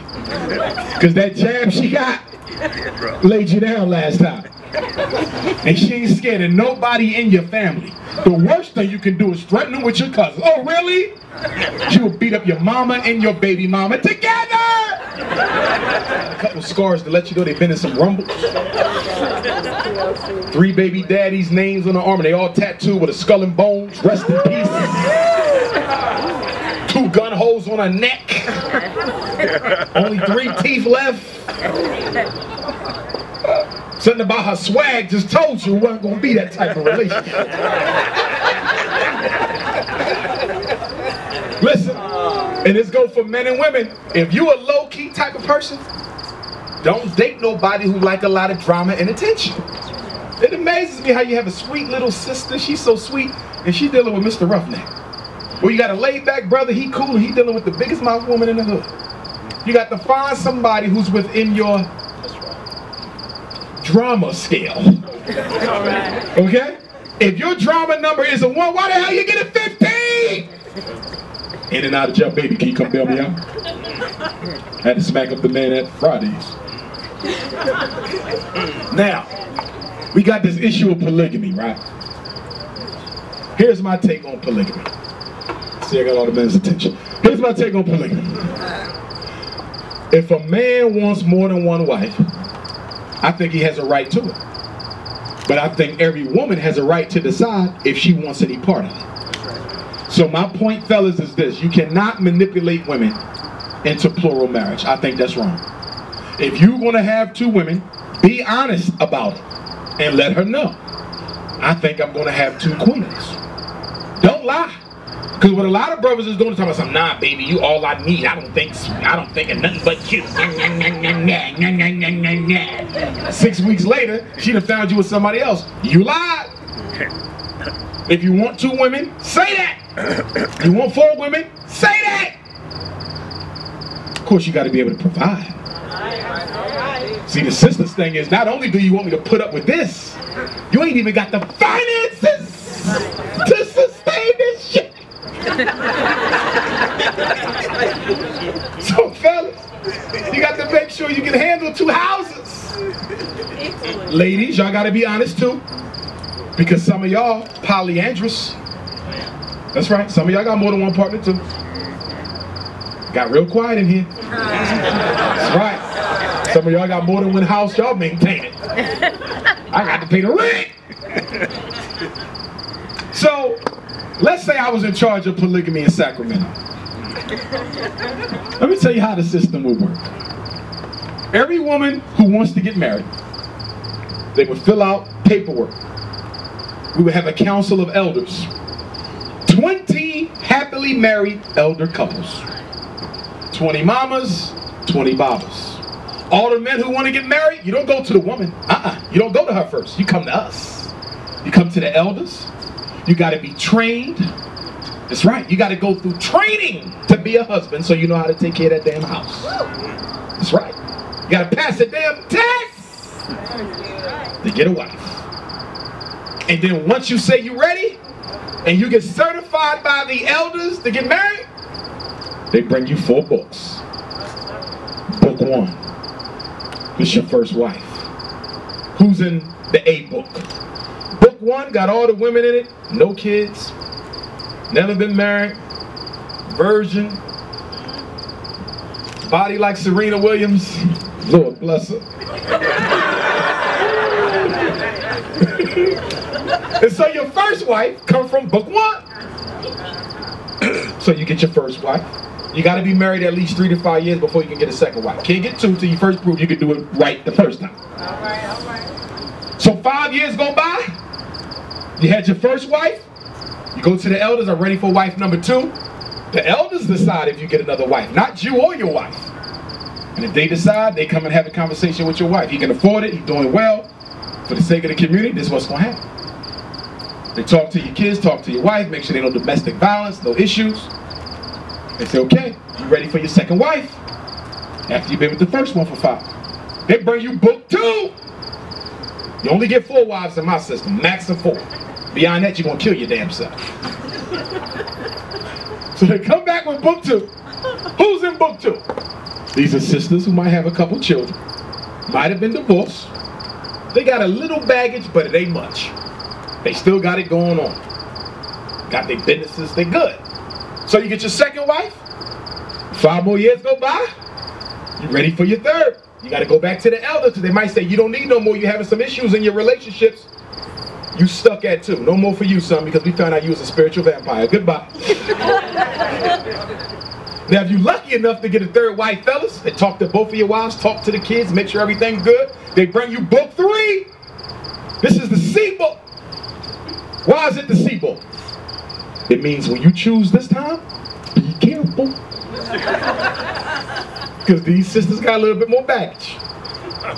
Okay? They might can't have children. They might have a permanent disease that can't get rid of. A permanent contagion. HIV, herpes, whatever. But they have a little bit more baggage. Now some of the brothers in the audience is like, why the hell I got to deal with this C book? I want all my wives from the A-list.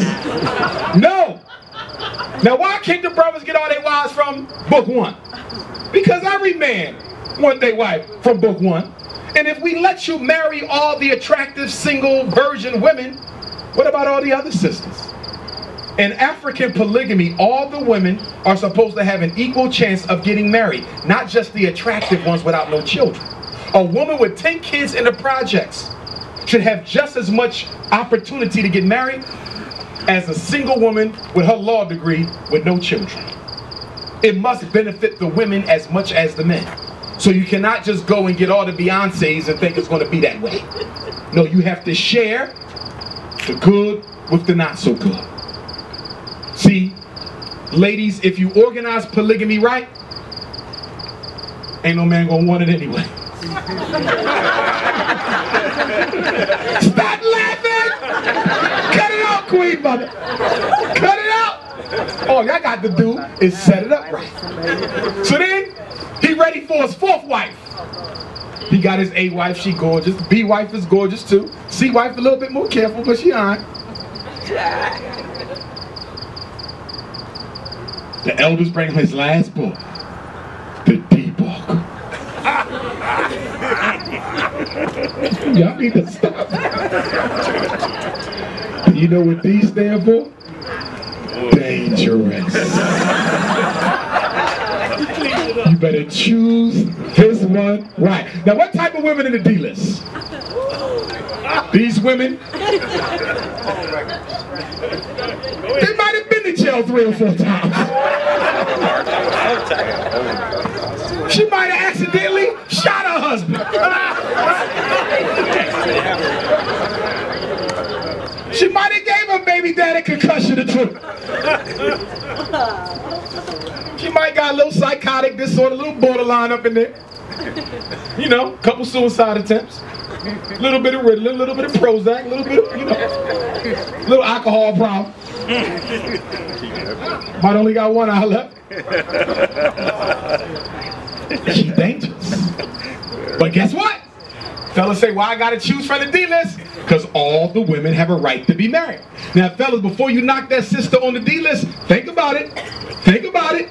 She might be your best wife. Because guess what? She ain't scared of shit. Oh, yes. Oh, yes. That's right. Somebody picking with your pretty wife? She got that. Somebody bullying your son? You ain't even got to come to the school. That's right. You get a phone call, talking about something, yeah, they got your son, there's a group of boys outside, they threatening to beat your son up, we need you to come and get him, he's scared. You call your wife, baby, I got it. Now listen, I don't want you to do nothing to nobody, can you just get my son and take him home, please? Listen, you married me for a reason. I'm your wife. I'm supposed to hold you down when you're not around. What good am I if I can't take care of a couple thugs in the damn hood? What good am I as your wife? So he said, okay, baby, just get him, take him home. And you know she crazy, so as soon as you hang up, you get right in the car. I gotta get there before she get there. And before you got there, the news came on the radio. Flash, news flash. We're at the George Washington Elementary School, South Sacramento. There's a crazy deranged woman with one eyeball. She has the whole playground laid down, cops, security, firemen, and the principal. Face down! Who was messing with my son-in-law?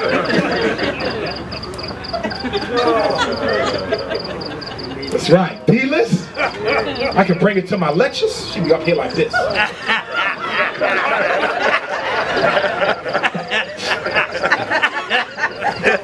That's right. Security, she got it. You step outside, a couple of homies trying to jump me. Hold on, baby, let's go. You take them 5, I got these 8.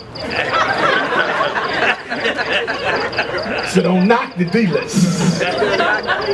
But my point is, ladies, if you organize polygamy effectively, the brothers won't even want it. But I do want to say this to my sisters.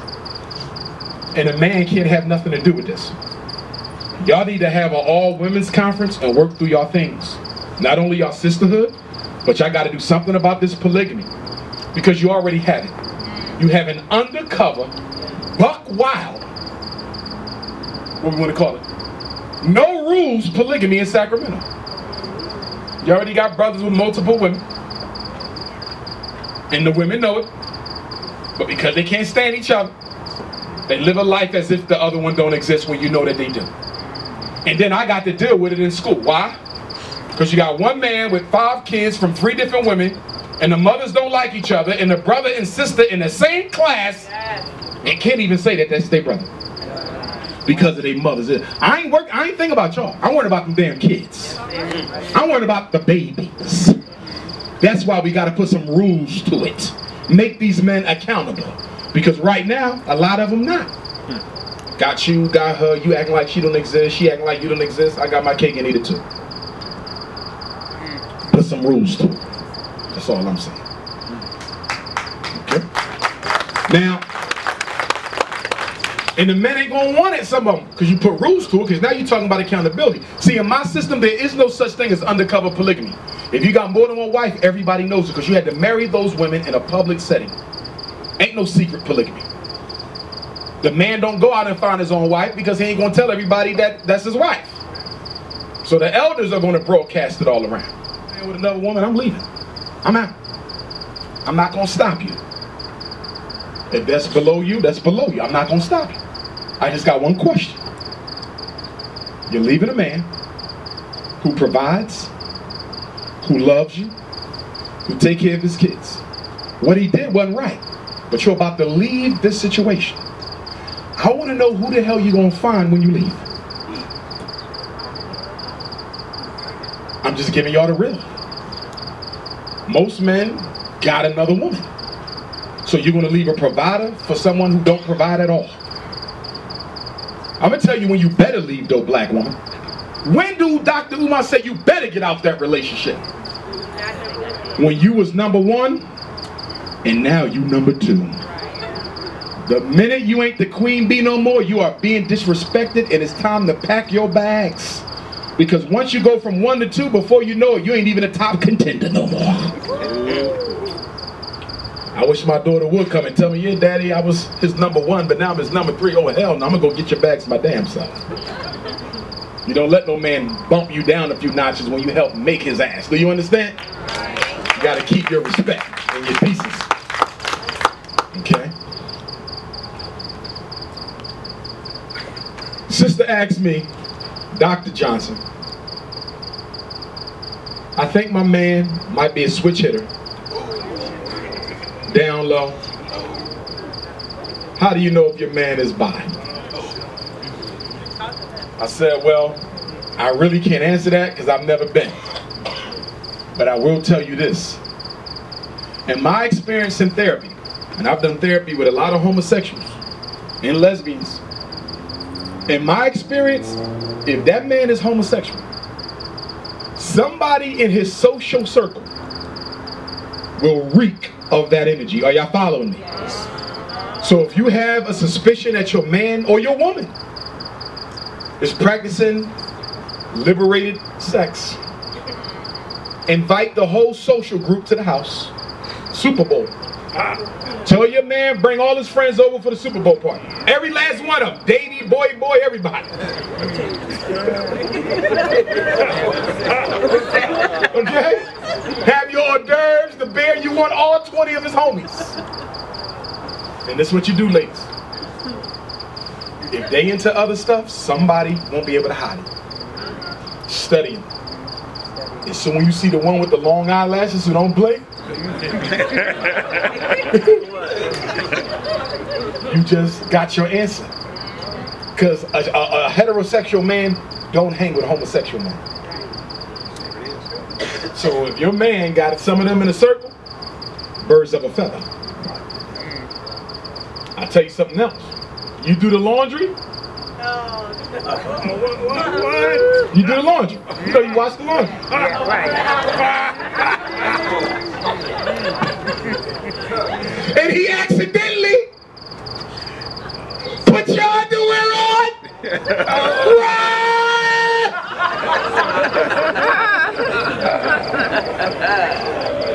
Because ain't no man supposed to mistake. Ain't no man supposed to mistake ladies' underwear for men's underwear. One sister said, yeah, he didn't know the difference.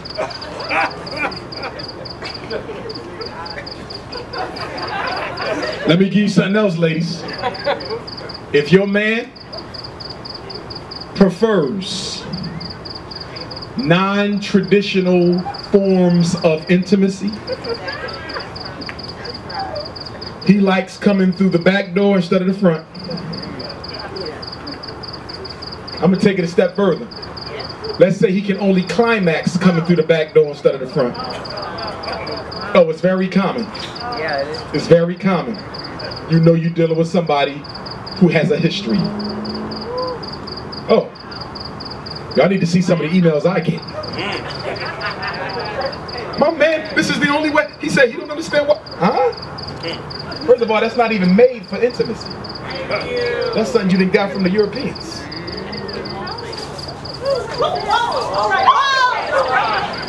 Nah, that's a squirrel. No, that was a squirrel. No, I saw it. That was a squirrel.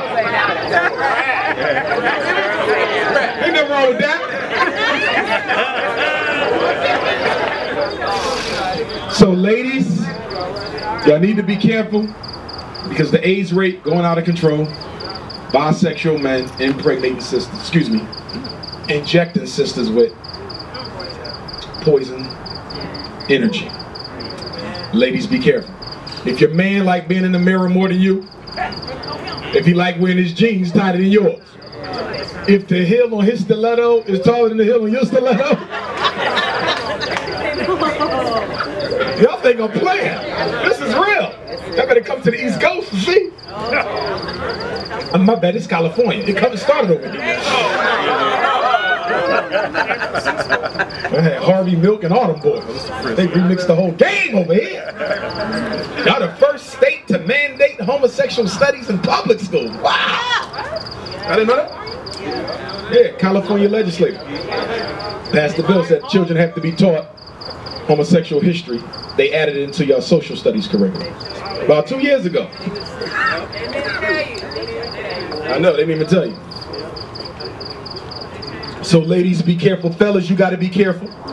The other thing you got to be on the lookout for too, a lot of people have sexual disorders. I'm going to tell you something that's real prevalent. And a lot of men and women are coming down with this. A lot of women, y'all didn't call them to the European thing.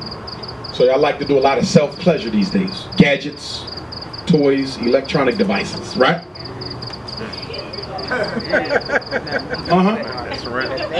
You know, you independent and all this stuff, right? Listen. When you do that too much, stay with me, ladies. Fellas too, self-esteem is them, beating Billy, Jack and Johnny. Listen. When you self-stimulate too much, you reconfigure the responses that your brain will accept as it relates to stimulation and intimacy, orgasm. A lot of women are having problems being able to orgasm through traditional intimacy because you got addicted to the buzzer. Whatever. You got addicted to your devices. Okay? And now you cannot reach a certain point of pleasure unless you use your devices. No matter how good your husband is, no matter how pleasurable he is, you can't climax because you have messed yourself up by using them toys too much. Same thing with men. Masturbation, which in my opinion is a European thing. We didn't used to do that. Some men, you masturbate so much, and guess what? Your brain will only respond to masturbation. It doesn't matter how good your woman is, how good she feels, you will not climax because you have messed yourself up. Be careful of getting addicted to toys and alternative forms of orgasm and stimulation, because when you get the real thing, your brain may not respond to it. That's one of the biggest reasons that people are seeking therapy in America, black and white. I can no longer respond to traditional sex because I've been beating Johnny to death. Okay? I'm just being real with y'all. Now, last slide for the night. Personality disorders. I'm bringing these up because these are real. And if you date somebody with one of these, you're headed for trouble. Because these people have the absolute worst marriage rate in America. You marry somebody with a personality disorder, good luck. They are spiritual vampire number one. Let's run them down. Let's see if you see yourself in here somewhere. Dependent personality disorder. You ever date somebody who needed you to lead them around like a child through life? They wanted you to hold their hand through everything. They wanted you to go everywhere with them. They were totally dependent. It was almost like being in this relationship was raising another child. You ever been in that kind of situation? There's somebody who's developmentally stuck. They never got everything they needed from their parents, and they want it from their mate. Dependent personality disorder. Can you go to the bathroom with me? Can you go to the doctors with me? Can you go to the report card conference with me? Can you go up to the front and get saved with me? I'm serious. They will smother you to death. Dependent personality disorder. And then you got the schizoid. They don't want nobody touching them. They need space. Remember we talked about earlier, the person with their own bedroom? You go outside, he want to walk on the opposite side of the street. Don't touch me, don't hold hands, don't kiss me on my cheek. We go to the movies, leave a seat between us. Schizoid. One eye open, don't blink. And then you got borderline. This is normally women, but it can be men. Borderline personality disorder. This is a woman who cannot regulate her emotional thermostat. She go from hot to cold in 2 seconds for no reason at all. You driving down the street with your queen, y'all laughing. You get to the stop sign, you look back, she crying, I don't want to live anymore, for no reason at all. How can you live with somebody whose emotional temper tantrum is not predictable?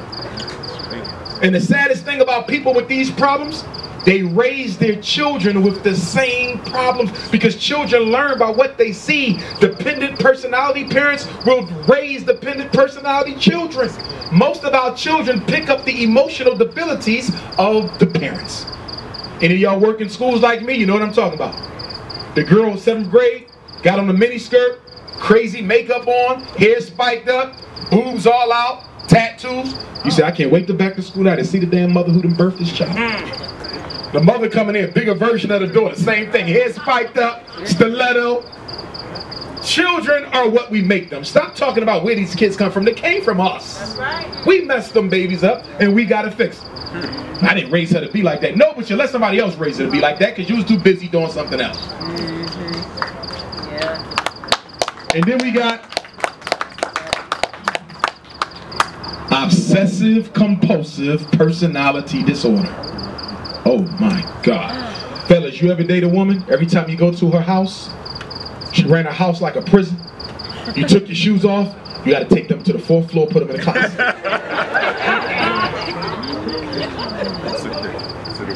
You go in the kitchen, you make something to eat, you drop some crumbs, pick them crumbs up. If you can't see them, here's the magnifying glass. You go to the bathroom, she call you back in the bathroom. What's the problem, baby? You left water drips inside the sink. Well, this is a sink, right? Nah, get the napkin and wipe the water out. That's new porcelain. Crazy as hell. Some of y'all fellas know what I'm talking about.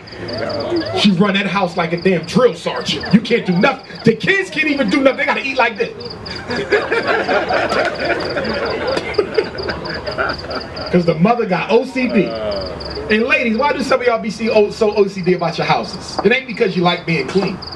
That ain't it. You do like being clean, but that ain't why you OCD.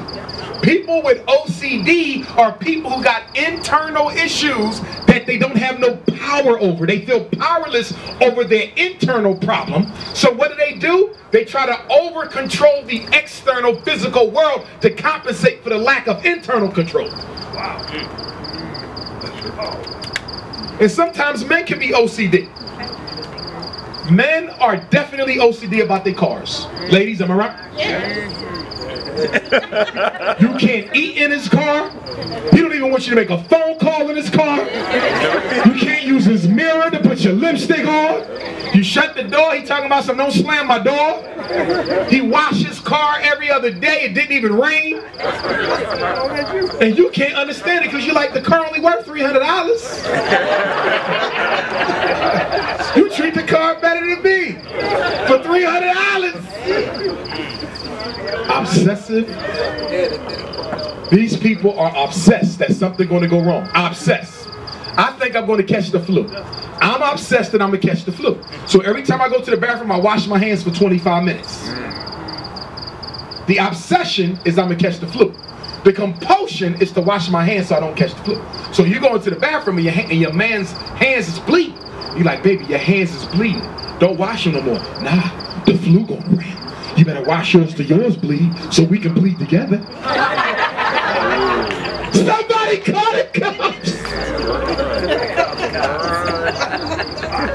Crazy people. And then you got the histrionic and the narcissist. The histrionic is the woman and the narcissist is the man. This is what I call God's gift to the world disorder. That's right. Histrionic woman is a woman who needs more attention than her man can give her. She needs attention from all the men in Sacramento. Her whole wardrobe is designed to do what? Get attention. She built like Serena Williams but got on a skirt for an anorexic girl. Breasts out, cleavage out, tattoo out, thong out, dingy, everything. Cut it out.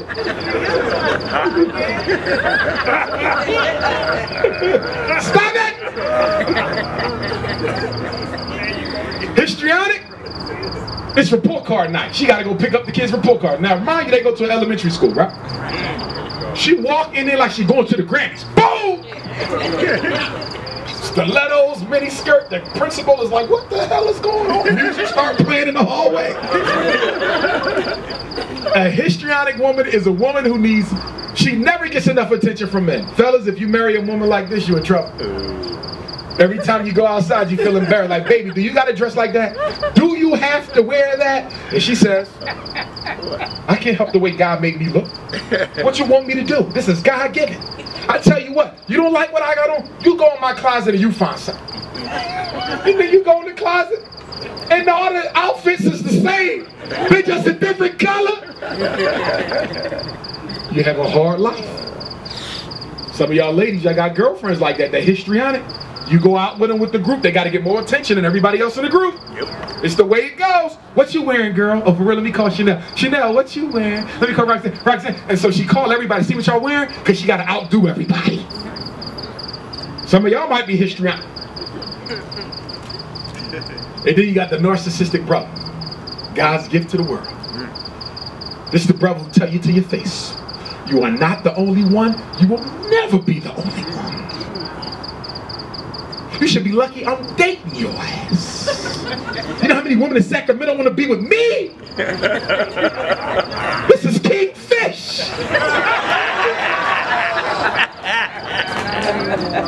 This big fish.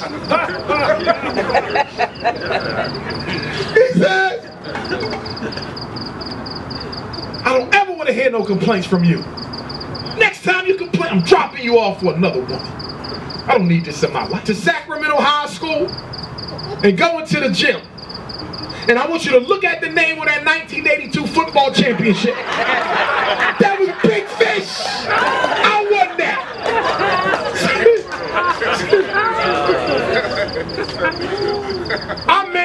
12 McDonald's in this damn city. You better know who you date. Now, ladies, you got to distinguish between the fake narcissist and the real narcissist. The real narcissist really think he's God's gift to the world. The fake narcissist really got low self-esteem. Y'all with me, ladies? The fake narcissist got low self-esteem, but he tries to project this grandiosity like he's bigger than life when he really thinks this of himself. So you got to know if you're dealing with the fake one or the real one. Hell, if I was you, I'd rather be the fake one than the real one. That real one to have you rolling out red carpet when he come outside the house.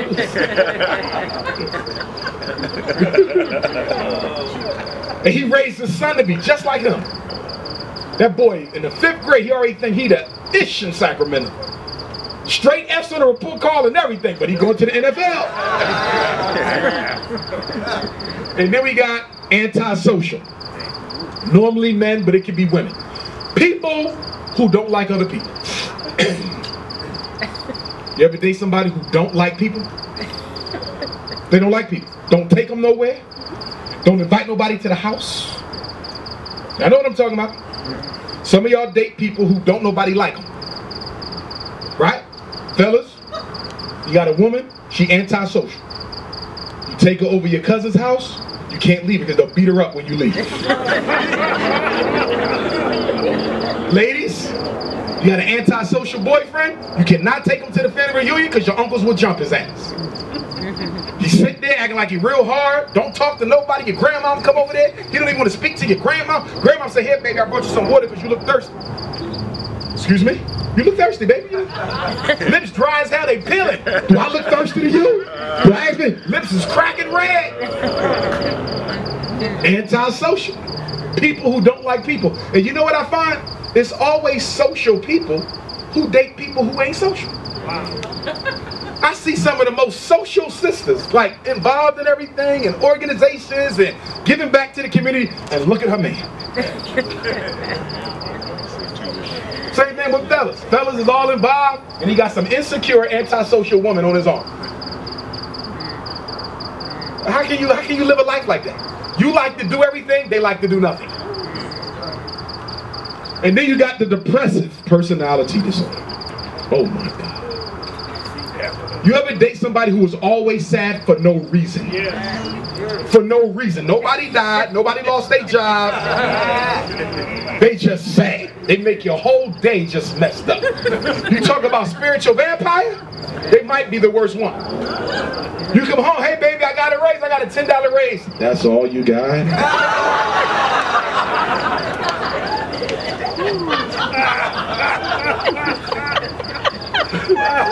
Your birthday coming up? He said, I'm gonna surprise him. I got all his friends from high school and college. They gonna come and we gonna surprise him. When he get home from work, he gonna love it. He ain't seen John in there since he graduated 20 years ago. The house is dark. He come, get ready, y'all. He walk in, everybody jump up. Who let y'all in my house? Messed the whole party up. Fellas, your girl like Beyonce. Beyonce coming to Sacramento. Boom, you went and got her the Beyonce tickets. $500 a piece. That's $1,000. Boom. This is the weirdo. Let me give you an example. Ladies, you meet a man, and he's weird. You can feel something about him ain't right. He ain't got it all wrapped too tight, but he cute. Why you not eating, honey? I would rather watch you eat.